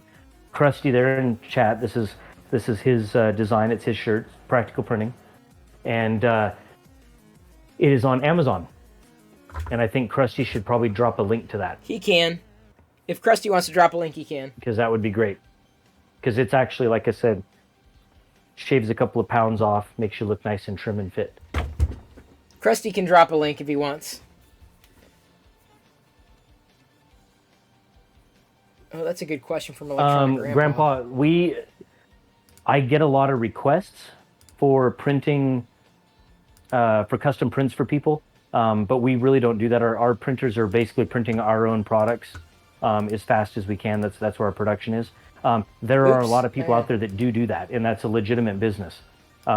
Even in our local area here in Central Washington, that's a little bit more rural, there are companies that have 5, 6, 7, 8, 10 printers, and they specialize in printing products for people. And they'll either design those in-house and offer the design services, or they can accept all those different types of design files, and they will print them in Richmond, the products. I use a trackball. You bet I use a trackball. I don't push a rodent around my desk. What do you got against rodents, Is there a DB3D Dan t-shirt? I would wear it. Probably. Whoa, Dan! Look at that! Listen to that. Where's Dan? The most common problems that we encounter. Filament is not perfect, right? So filament goes through an extrusion line, okay, and it's extruded and then it's stretched, and it's stretched to get to the right diameter. And there's times when there might be sags. So, maybe I think maybe printed solid, if Dave was here, he would like to chime in. But the filament itself is not perfect. I haven't seen David. And it can get out of shape, and it can get out of diameter spec, and that can cause a 3D printer to jam or to misfeed.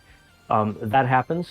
That's why you should buy more expensive filament, especially when if you're tinkering and it's a hobby, that's not so much of a problem. But when you're in production, you do not want printers shutting down because of poorly made filament. Thank you, So that's why it's Gamer260, better for to following. spend the extra couple of dollars on higher end filament. What defines? As far as other failures go, Oops. we see collisions. So when it's laying down the top layers of a part, sometimes the filament itself doesn't lay smooth and it might curl up and cools, and when the print head comes back over, it hits that and it collides. True, Gamer. Depending on how the adhesion is of the part to the bed, sometimes it doesn't affect it. Other times it can break the part loose, or in some circumstances, the build plate that it's on that's meant to be removed and it's held by magnets, it can actually shift or get knocked off the machine completely. So those would be the only real problems that I think that we see, other than human error. I keep moisture at bay.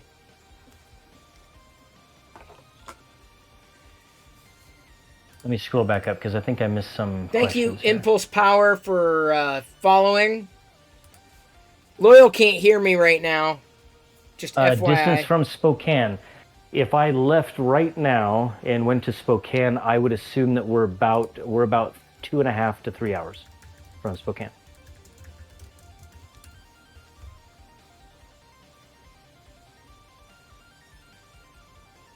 Man Cave just bought his 10th printer last week. See, there you go. It's incredible. That's an addiction right there. What's yellow? NOS? Is it NOS? Nose? What is the... Yeah, how Brian, so how do you call that? What do you call that I drink? only have the Pro 2 that doesn't have a flex bed, and I think the Pro 3 is actually has that finally, in auto bed leveling. I like my but flex you're absolutely bed. right. I don't know any other way, and so I'm spoiled. Like Nas really. the So Rapper, flex possibly build plates Kurt. are fantastic. I've got one on my Prusa. I did talk to Raise 3D, so they use BuildTak as a surface on their build plates. And even though it's great, fantastic adhesion, and we like it, it can get a bit expensive. So BuildTak, replacing these sheets in here can be anywhere from $60 to $80 a sheet. I might as well get my next print going. And when we print a lot, and there's multiple E2s going, and you have to start replacing BuildTak, what about it increases that cost of business. ETs. We got multiple. So I did talk to them about a flexible sheet, and they said there is something that may be in the works for them. A good beginner printer. This is for Kurt. I know that Chris Prusa Mini. waxes. Okay. Prusa Mini. The reason Chris likes Prusa Minis is because He's a Prusa shill. He's paid by Prusa to tell you to buy the Oh, come on! That's not true, though. No, Chris has a Prusa Mini because Chris took the advice of some very smart people, and he got himself a Prusa Mini.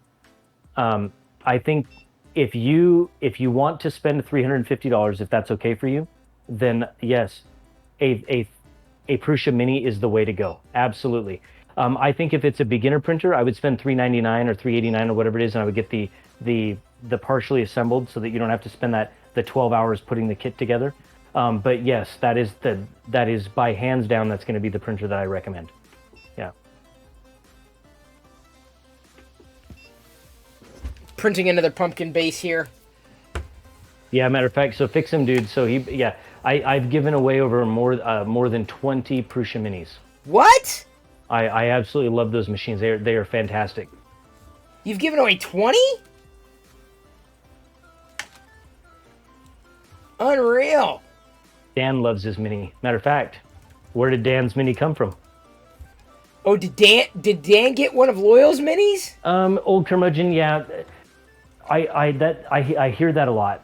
People say, Prusa's high priced, and I think, isn't. To be honest with you, I think the other printers are priced too low. Yeah, and I think probably. I mentioned that earlier. Kind of like, I think that the low price point is both good because it brings people in, but it's also bad because people don't want to spend more. And if we want innovation and we want growth, companies have to make some money in order to innovate, or they will continue to keep producing those lesser expensive those printers. So, well, of course, until parts, and patents are paid off, and in the return on profit from manufacturing. But I really think that people just need to spend that little bit more, get higher quality parts and components, and get the ecosystem that stands behind Prusa. I mean, I've only used Prusa support a couple times, but it's been fantastic. Kind of like Raise 3D, fantastic support. Well worth it.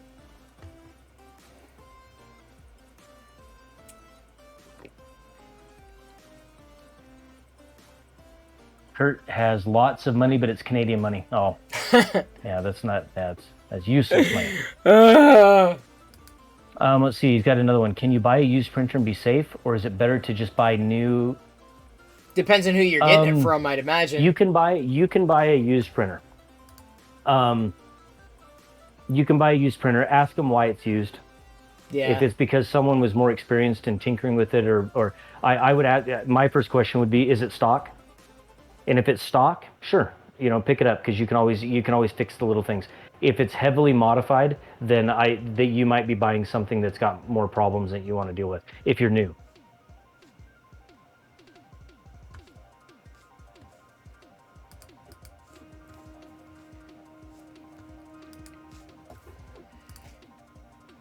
That's By the right. way, Dan did get the first Loyal Mini. That's right. Oh wow. TLDR went live, by the way. It went public about an hour ago. So Kurt's correct. It is. Yep. Oops. Eventually, you're going to get so cheap that you're paying for it. And old curmudgeon's right. Yep, that is correct. So, and that's a theory in life, right? So you can save money at the onset, right? And upgrade later on and spread that cost of that quality machine out over months or years, of course. And that's like that in many different areas. But and I would say that if that's what you have to do, I think that's fantastic. I'm not going to speak negatively of that. So yeah, no, old curmudgeon's right. Thank you, honey. No, but I may need to get it reheated. Yeah, no, Kurt. Yeah, no, it's correct. The Prusa Minis are fantastic. Loyal Moses. That's I Loyal would not Moses. steer you wrong. They do not pay me. Yeah, that's a Loyal big Moses. pumpkin.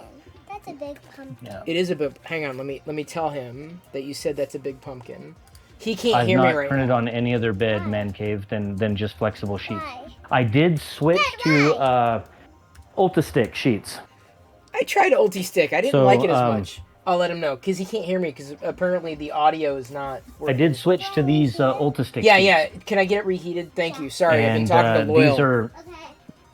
flexible, I didn't textured, I didn't like the Ulti-Stick. and They didn't work very. we It didn't work had well. some bed adhesion issues with Yeah. the stock Prusa sheet, I had- textured. and we had to use basically we're using like purple glue stick, which is common in the 3D printing world. But however, we still had some bed adhesion issues unless we kept a perfectly applied layer of that glue stick, and we had to get 3 weeks, 2 weeks, or a month of printing, and we had to make sure it was perfectly applied, cleaned, applied glue stick, and that's how we'd get our adhesion. With these sheets right here, these Ulta sticks, that's gone.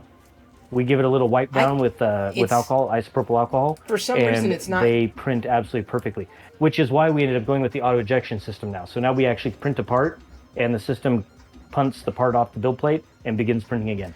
The Ulti stick didn't work for me. And you can find Ulta Stick, so it's ULTISTIK, Ulta Stick. So you can head over to filament1.com and look at them, or Amazon. Is there anything that Chris does when printing that you would suggest he changes or adjusts? Less Star Wars? Bigger. No! Jedi says, Smaller. Oh, that's a big pumpkin.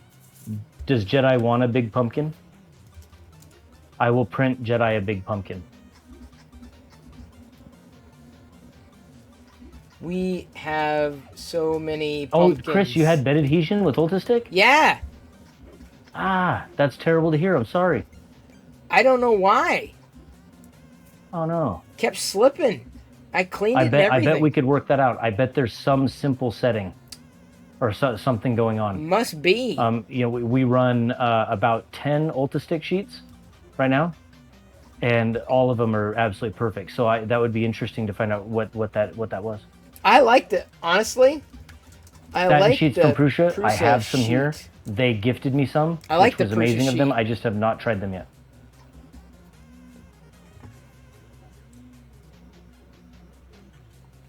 No, Jedi would love a giant pumpkin.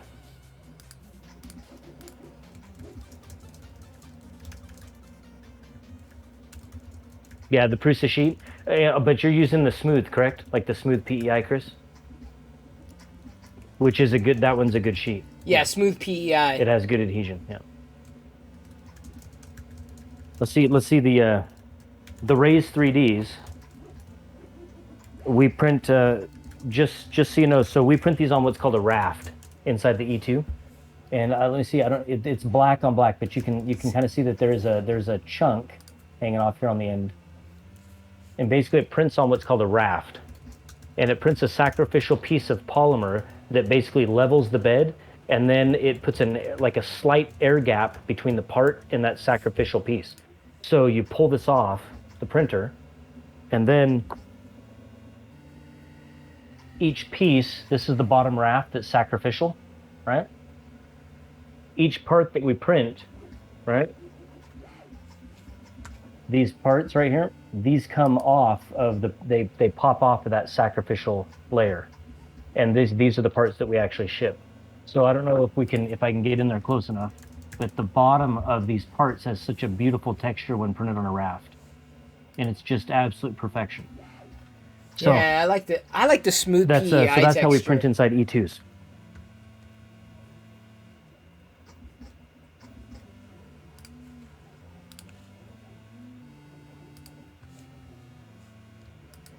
I love the NES style music. Oh, that's we've because got. you're printing. Yeah, those the faces on the pumpkins. Those are Yeah. neat. I haven't done that yet. You love those. I go small.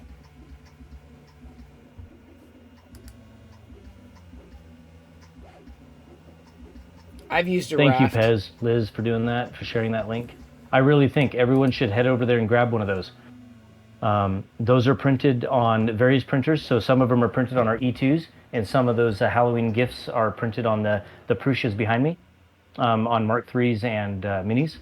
And they're absolutely free, and I think that it'd be wonderful if you went and got one. You know, we'd love, they're absolutely free anywhere in the world. Free! So we'd love to package one up and ship it to you. Free stuff! And of course you're free to get them for friends, for family, for anyone. Come on, free stuff! Matter of fact, after today's live stream, someone in California ordered 50 of them. 50? So either that person really likes stencils and candy corn, Teachers. or they're going to give them away as gifts. Teachers need to take advantage of that. I should probably order a few just for the neighborhood kids.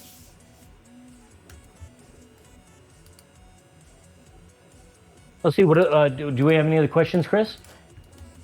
I don't know how long you wanted to keep this going. I'm fine, but questions are. Oh, here's an trickling off-topic question in. from Grandpa. Let's see that. Since you're Oops. working with horses, have you printed anything to use with horses?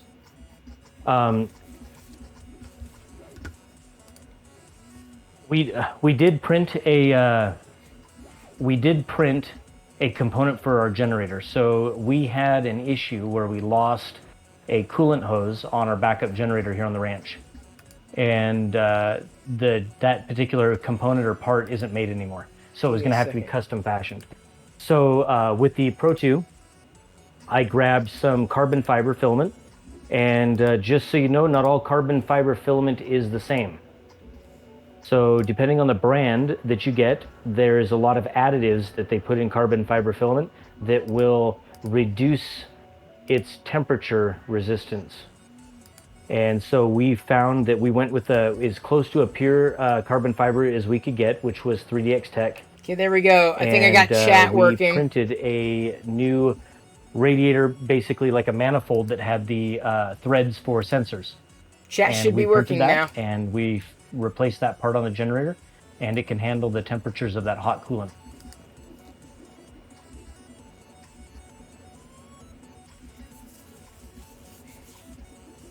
If you ordered 550 for your school, Dan, I think that would be fantastic. It's a lot. And I think that maybe someone should send a little tip for my wife, because my wife has to package 550 of them. Chat's working. Maybe I should order some for the neighborhood horses kids. Be covered in foam armor. Yeah, well, we have about 10 horses. A lot of foam armor. I'm going to order 25. Yes, that's right, gamer. So you do have to have the appropriate nozzle to run carbon fiber, or you'll just chew them up.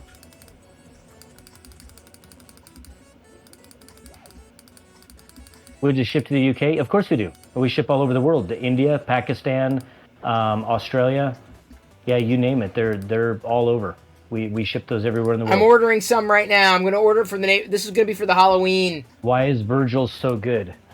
It's not from this earth. It's not from this planet. No, Virgil's root beer is the best root beer on the planet. Chris, What? are you drinking Virgil's root beer right now? I'm Krusty, not. Are you? Never heard of it. Oh, Fix'em did. Oh yeah, did you tweet that? Fix'em? That's good. I'm so glad you got it. All right, just ordered 25. Yeah, that's so For the neighborhood Bugman140, kids. which his name is Nick Dimelo, in the UK, and he's on Twitter as Bugman Oh, wait, where's the _140. donation? That guy is I missed the such a donation. genuine, I mean, sincere person. He's so generous. He designed these stencils Did I miss the donation? that we're giving away. So he designed those all for free on his own time, and donated the design to us, and so that we had something Where's to the give away. donation? And he did that for us on purpose. He said he wanted to contribute to this year's giveaway, and he felt like that's how he could do it. So, what an amazing guy he is.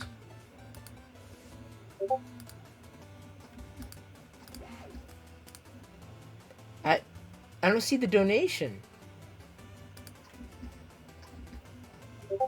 What nozzles do I use? there we go. Cave? Got it. I'm not. I'm sure there's. I'm going to come up with a new term here. A I nozzle can't. snob. I'm sure there are people out there that are nozzle snobs. We haven't really settled on a particular nozzle that produces higher or lower quality. We've run Nozzle X, E3D stuff. I mean, Raise 3D nozzles, of course. Just generic Prussian nozzles. The only difference that we really see is that the coated nozzles resist I see the polymer a donation little bit. link, but it won't let me. So they don't get sticky and drag polymer around.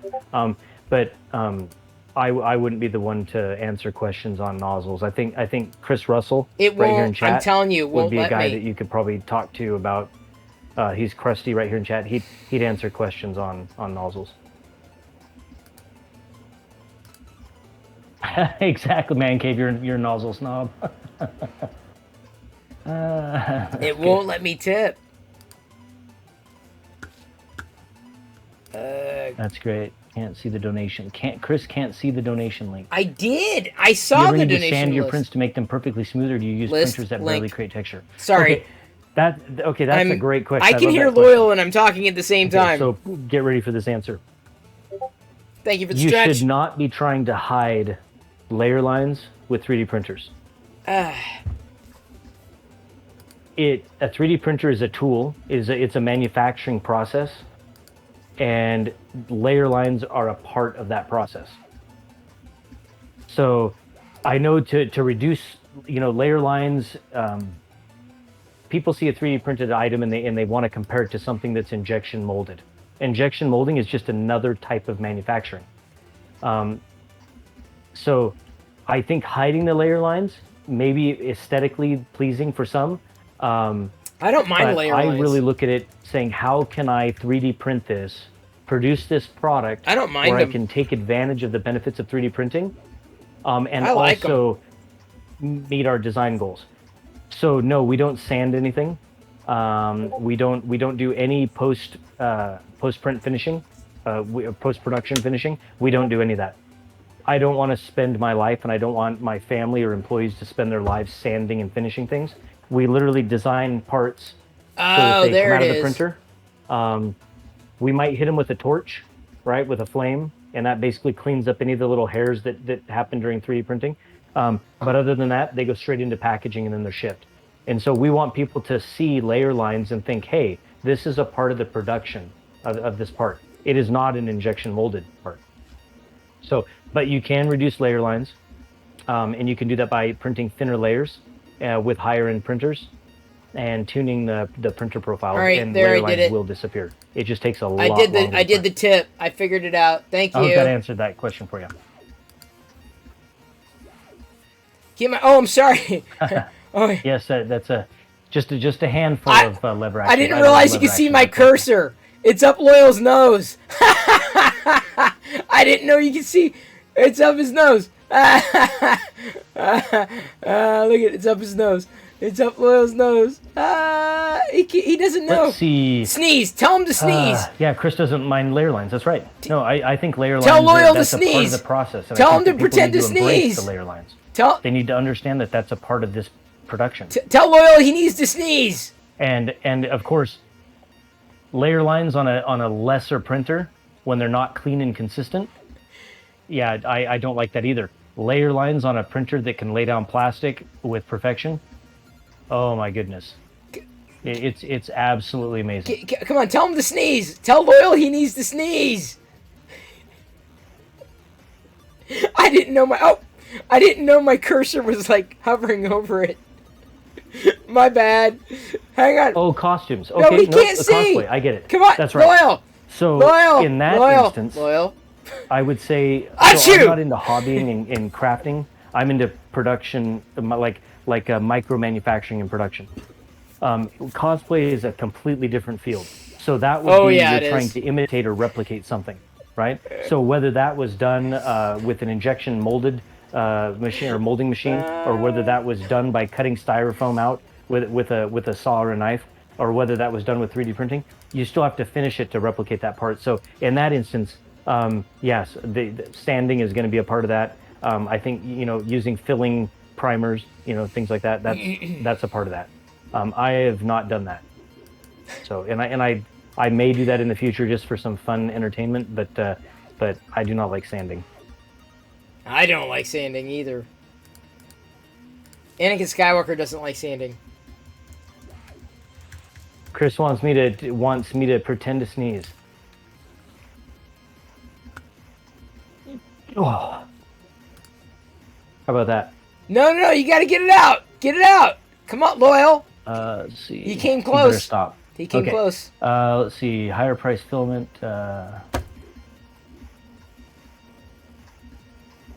Anakin Skywalker does not like sanding. Good. I'm not a fan of sanding. Achoo!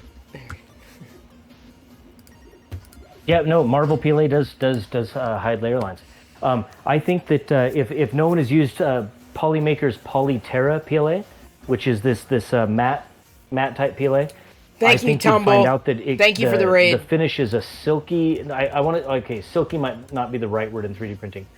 Silk, because some people equate silky with shiny, but it's a matte silk. Who's So Matt? layer lines, even at 0.3, layer lines are very acceptable, very nice.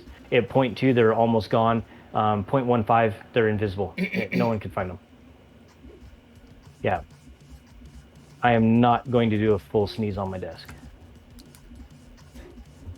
He has no idea why. Sorry, that's not going to Poor happen. guy. Oh, Loyal. Oh, I love ya. Let's see, Brian. Thanks for coming in, Brian. That was good to see you. Thank you.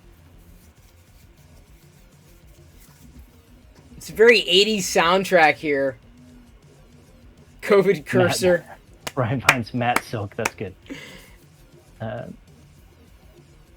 Who's Matt? And why is he not shiny? COVID cursor is real. He doesn't. He No, doesn't let's see. What else do we understand. have? Do we have anything else? I think we're good, dude. Nah, I think. Don't want Oh, to what's hold. the? Here's one. Yeah, Grandpa said, "What's the coolest thing I've printed?" Shoot, I really don't know. I don't. The pumpkin. I'm not, like I said, I'm not really into the hobby printing. I'm more into print, manufacturing. I would have to say the coolest thing that I've printed is the Pumpkin. SKUs that make the most money. Well, that's fair. To me, that's the coolest thing I've printed. I like making money too, but I haven't figured out how to do that with 3D printing. Chris Pearl, the latest thing is the coolest thing that you've printed. That's awesome. That's what you say. That's the answer to the question. Night, Does man anyone cave. have Take care, kids Heath. in high school, and if so, do they have classes for 3D printing?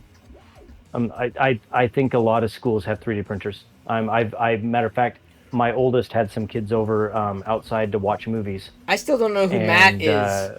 those kids from school said that there's 3D printers down here in the valley, and it's a pretty small valley. And he said that they had 3D printers down there that they're free to use. So I was really surprised to hear that.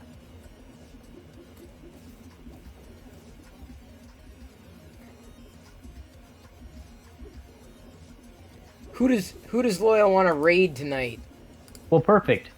Well, that's a ton of questions, and like I said, this is Chris's stream, not Loyal's stream. No, it's all good. So no, I really enjoyed all the questions and kind of the opportunity to cut my teeth here a little bit. And, Loyal night is and fun. experience what Chris Perillo experiences by just staring at a screen and talking to it.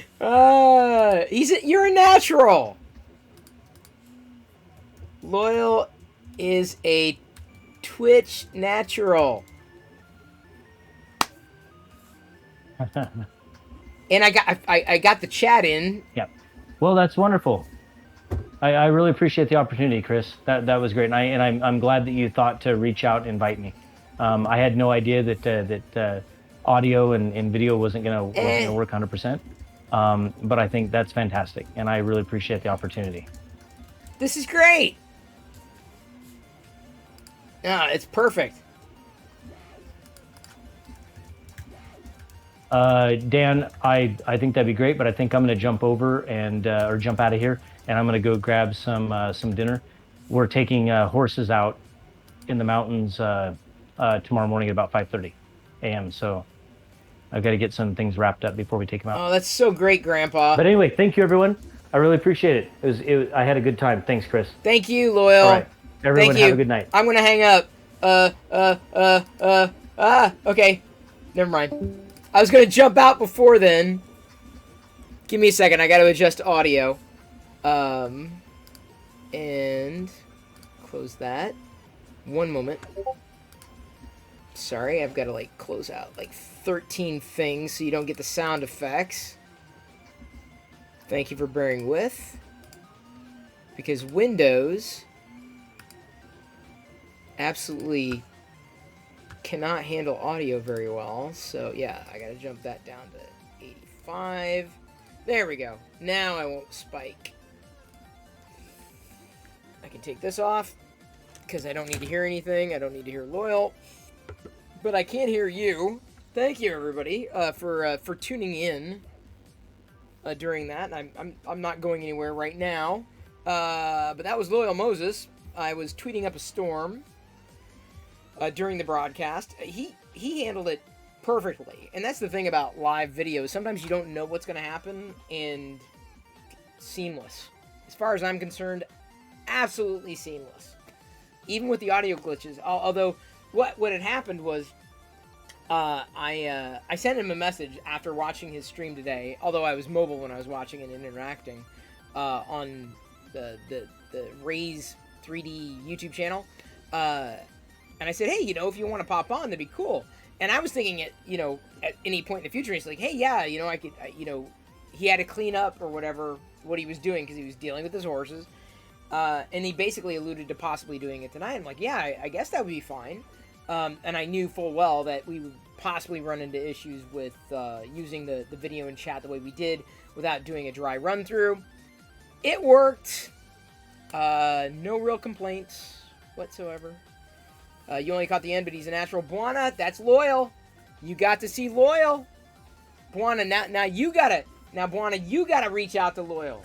And you gotta figure out how to do it better than I did. Because we kind of coordinated something at the last minute. Literal last minute. Like, I know we would probably run into problems. Because there usually is issues when you're, like, teleconferencing that way. The only thing I might have recommended for Loyal is like to wear headphones next time. But what was great is that it worked. And it worked seamlessly. He knows how to read chat. He knows how to engage. He was leaning in. Perfect stream host. And as we pointed out, I was doing a tweet storm, basically taking clips as I was listening, posting on Twitter, teasing him out. Make sure you check out the link that was teased so you can get your own stencils. And Loyal can say that he's pulled through his very own level 5 hype train.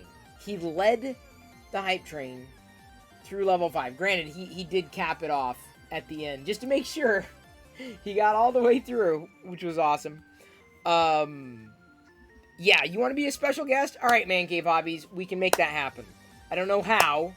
Once we figure out, the thing is, I wish there was a better way of doing it, and there isn't. Everything I've tried, inevitably, there's one issue or another, and there's ways to mitigate that. Discord has been the easiest way, has been the best way of doing it, at least in my particular setup. Doesn't take any extraneous issues or extraneous needs. I think what had happened was Loyal's audio on his end dropped out because I was testing my microphone, and it was fine. It was totally fine. But it happens. Zero complaints, zero hiccups as far as I'm concerned, because he was able to lead it. So that's how I determined a successful production, is if people were engaged, if people stick around, and that's exactly what happened. And then plus we got Brian, who's just joined the community. He may be back, don't know. Another 3D printing dude, which is awesome to have. Viewers in the stream with Chris. Is that like Lucy in the Sky with diamonds? I can't talk tonight. Thank you, Goat, for following. I'm gonna fudge the rest of that handle. Yes, there is a new TLDR tonight. It did go out during the broadcast. We've got a few comments here. Your home is just beautiful. Perfect home for the nicest family I know on the internet. Oop. Just getting to the comments here. Magic. Yes. Coconut Pete says this would be a great website, social media platform. What's on my iPhone, Pixel, Mac, PC, or how about what's on my fridge? Something like that. From Coconut Pete. It's a what's on my iPhone. I need to get that out to the guy who makes the software. He'll appreciate it. So I had to have Jedi reheat the... hey, DB3D Dan, thank you for being here. Thank you for stopping by. Thank you for hanging out. Skype still seems to go to. I don't like Skype at all. Discord works. Like, when you get it connected, I think the issue we had, the video was fine. We could hear him just fine. It was just on his end, because he wasn't listening to some kind of headset. the audio dropped out. His audio dropped out. It wasn't that my mic wasn't broadcasting. So that would have mitigated any kind of snag, I think, from that perspective. So the technology is fine. I mean, it's irrespective of one or the other. But yes, thank you, Liz, for the link to the TLDR video. Still can't believe Skype is a thing. Hey, Dark Toy Lord, no worries. That was Loyal Moses, Dark Toy Lord. He was kind of geeking out over 3D printing stuff. People are asking questions. It's kind of a guest host kind of thing. And now I'm still hungry. I bet you they ate the rest of that pizza. Didn't they? I bet you they did. They ate the rest of the pizza, almost guaranteed. Why? Why did they have to eat the rest of the pizza? And then Jedi took the bowl down, and I guarantee I'm not going to see it. Because it's gone down, it's now lost forever. Where is the Vader? What Vader? What Vader? I got the Hut. Oh. The Hut cartel insignia by Fix Him Dude. I'm printing another basic pumpkin right now, though, so it's not as exciting, but if only so Jedi can mess around with the other things. You're going to split two, no worries? Where's the Vader? What Vader? Did I have a Vader? Purple Vader. Oh, the Purple Vader, yes! Of course. I did get the Vader completed. Do you have a Purple Vader? Barely got the cape on. Barely. No, not the Rainbow Vader. I don't have Rainbow Filament. Yeah, that's all you. But I was able to only have... I only had to print one more past the one that I broke, that I snapped. Was able to get this this Purple Vader printed. And it works. Got the Purple Vader. Thank you for asking, Liz. Purple Vader goes up next to the other Vaders. Now I have 1, 2, 3, 4, 5, 11 Vaders. 3 of them are kind of white-ish. I've got it's an array of color. And at some point when I get the full rainbow stuff, like yellow, gold, I did a gold, but yellow, and let's see what else am I? Red, orange. I need a yellow, blue, green, indigo, violet. Yeah, I could probably do a rainbow array of Vaders up there. It could happen. I should do a special guest show. I would. Your new, show you the shelf? Well, I've got a few shelves here. Let me go ahead and do this. Flip over to the printer view. A second. So what I was talking about was up there. I just put the Purple Vader up there. Sorry. Oh wait, we're no longer in September. I need to make a new goal, don't I? So those are those. But then you can see over there the other Star Wars figures. Let me go ahead and zoom in a bit. Those are the in the hologram array of figures. Star Wars figures I printed a few weeks ago, not a few months ago, in hologram blue or Force Ghost blue. Oops, sorry for making you dizzy if I did.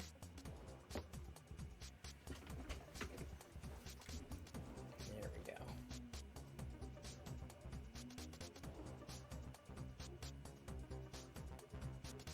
There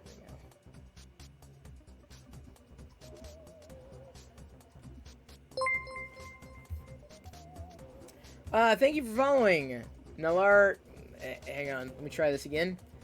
Nalar Edneb? Bender Alan? Backwards? Sorry. Sometimes I read names backwards. Hey, Maker Viking, good to see ya.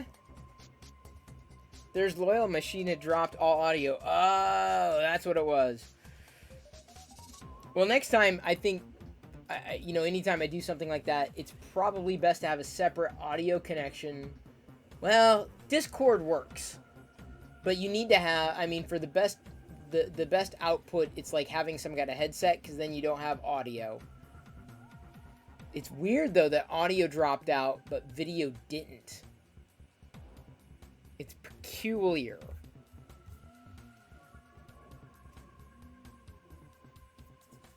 You don't have 1 day a week, yes. The BB-8 Toyota 4Runner? I didn't even know that was a thing until you just mentioned it. I'm not a car guy.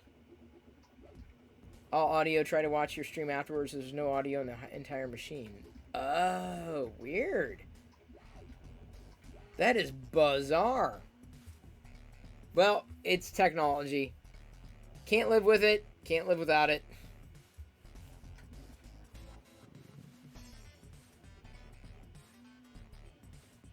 People keep commenting on my forehead wrinkles. Do I have, like, forehead wrinkles?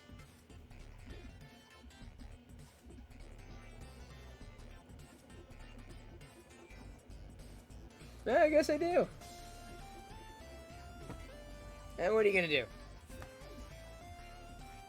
And people are gonna obsess about one thing or another. Let them obsess on my forehead wrinkles now. I'm still not out of this, I mean, I'm not complaining of this filament. So I'm going to keep going with it. I've got a few more of the faces to go to print before running through the quote-unquote complete Star Wars collection. And a few more pumpkin bases so that Jedi can have fun mixing and matching. But let's see here. We're at 8:30. Wow. That was a great night. Is it AZ Pinoy's streamiversary? 1 year streamiversary for AZ Pinoy, so that's who we're going to raid. No problem, Loyal. You are a natural. You handled it very well. That's the thing with live streaming, is you never know what you're going to hit. You never know what's going to happen. And the last thing you would want is someone, like, on your side, not being able to handle the situation, but you handled it like a champ. Chat was able to figure it out. It worked. It worked exceedingly well. I have zero complaints. It was a last minute kind of thing. I knew that we'd probably need to work through some pre-show stuff, but it is what it is. The fact that people were around, they were listening, they were engaged, that's a big win in my book. Huge win. Plus, of course, then you helped with the level 5 hype train, your first hype train. Telling you, man, I think my prediction is Loyal's gonna have a Twitch stream. That's my prediction. It's gonna be maybe once a week. Maybe once a month is too infrequent. Once a week. But your Loyal's gonna have a stream. He's gonna sit there and he's gonna geek out for like an hour, and then it's gonna turn into an 8-hour stream. Just saying. Loyal, you can do it. You can do it. You know how to read chat. You know how to talk to a camera. You're further ahead than most. Just saying. It is possible.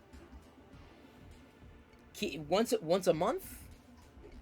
I think that's doable. That's only 12 times a year. That's nothing. Every day. That would be a bit of a commitment. I only do that because, you know, it's regularity and I enjoy doing it and blah, blah, blah, blah, blah, blah, blah. Whatever that means. Liz, of course, will mention, or she mentions that she will watch if there are foals. So there you go. Is there a hot tub channel you can do that? Well, there is. You could do hot tub streams, hot tub horse streams, if you are so inclined. Put a horse in a hot tub. No one's doing that. You'd be the top of that category. Real quick. Every day. No, every day's a bit hectic's the wrong word. Prolific? It's probably a more appropriate term. But thank you everybody for hanging out. Thank you for listening to Loyal, and I know you did. And of course, I wound up tweeting a few of the clips, I mean, largely towards the beginning, if only to let people know, hey, this is what's going on. So I captured some moments on Twitter, and Fix Him Dude, I know, saw it because he got a little quote tweet out of that. Thank you, C. Travis, for stopping by. Good to see you again. Hope everything is going well on your end. I will be back again tomorrow at 6 p.m. Pacific. I don't know what I'm going to be doing apart from probably printing more faces by Fix Him Dude. Huck Cartel, done. A couple more Star Wars faces to go, Mandalorian faces to be specific, and then I'll probably be done with the pumpkins because I don't think there are any other Star Wars pumpkins. I could be wrong. What cereal for Saturday, asks Coda120. I don't know. I've got a Halloween cereal, and I've been debating whether or not I do the Halloween cereal now or towards Halloween or closer to Halloween. Earlier or later, I'm not sure, but I've got a few cereals stacked up. I would love to have chocolate Eggo cereal, but I don't have any. I don't even know if they have chocolate Eggo cereal in my neck of the woods. It's very small woods. It's a wooded area with not a lot of cereal. But if I see a chocolate Eggo, did I try a chocolate Eggo? No, I did not. Did I? No, I tried blueberry. Blueberry was a special flavor, which I didn't like as much as the regular Eggo cereal. No, I've got other cereals in the cabinet, ready to be eaten. So I will be back again tomorrow with cereal, 3D printing, maybe thrifting stuff, maybe stuff from the mailbox. I don't know what's going to show up. Another TLDR, going to be put in the can. I think it's going to be another video related to the tablet that I've been using. And other assorted who knows what. Y'all didn't even know that there was going to be a Loyal Moses on tonight's stream. And that happened. Tomorrow I could talk about my bidet. Would that be interesting? A bidet talk? No? Well, I'm just telling you, once you have one, you can't live without one. It's true. Adam, my brother, was correct. Okay, AZ Pinoy, it's his stream anniversary. He loves Lego, loves interacting. I love the elements that he's got going on in the stream. Another member of the Locker Gnome Nerds and Geeks team. We're going to go ahead and set the stage to raid AZ Pinoy, giving him a good boost. Going to start that raid. Get your Perillo Raider emotes ready. That's not kind of the streaming you want to talk about? Well, Fix Him Dude. I agree. Totally concur. There's the Perillo Raider emote by Kurt Grosser. Got a 6x combo there, which is a very high combo. High combo. High combo. You can do that in the state of Washington. You can have high combos. Didn't know if you knew that. And now you know. And knowing is half the battle. Pork chop sandwiches! I love you. I appreciate you. But at this point, I'm going to leave you to your own devices, and may the force be with you always. Thanks again, Loyal Moses, for everything you do, all the support you give. Happy to return it, if only ever so briefly. Gonna Tuscan raid AZ Pinoy on his stream anniversary in 3, 2, 1.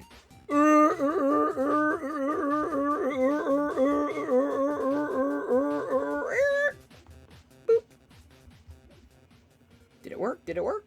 Did it work? Did it work? Did it work? Work? Did it work? Did it work? Did it work? Did it work? Work? It worked!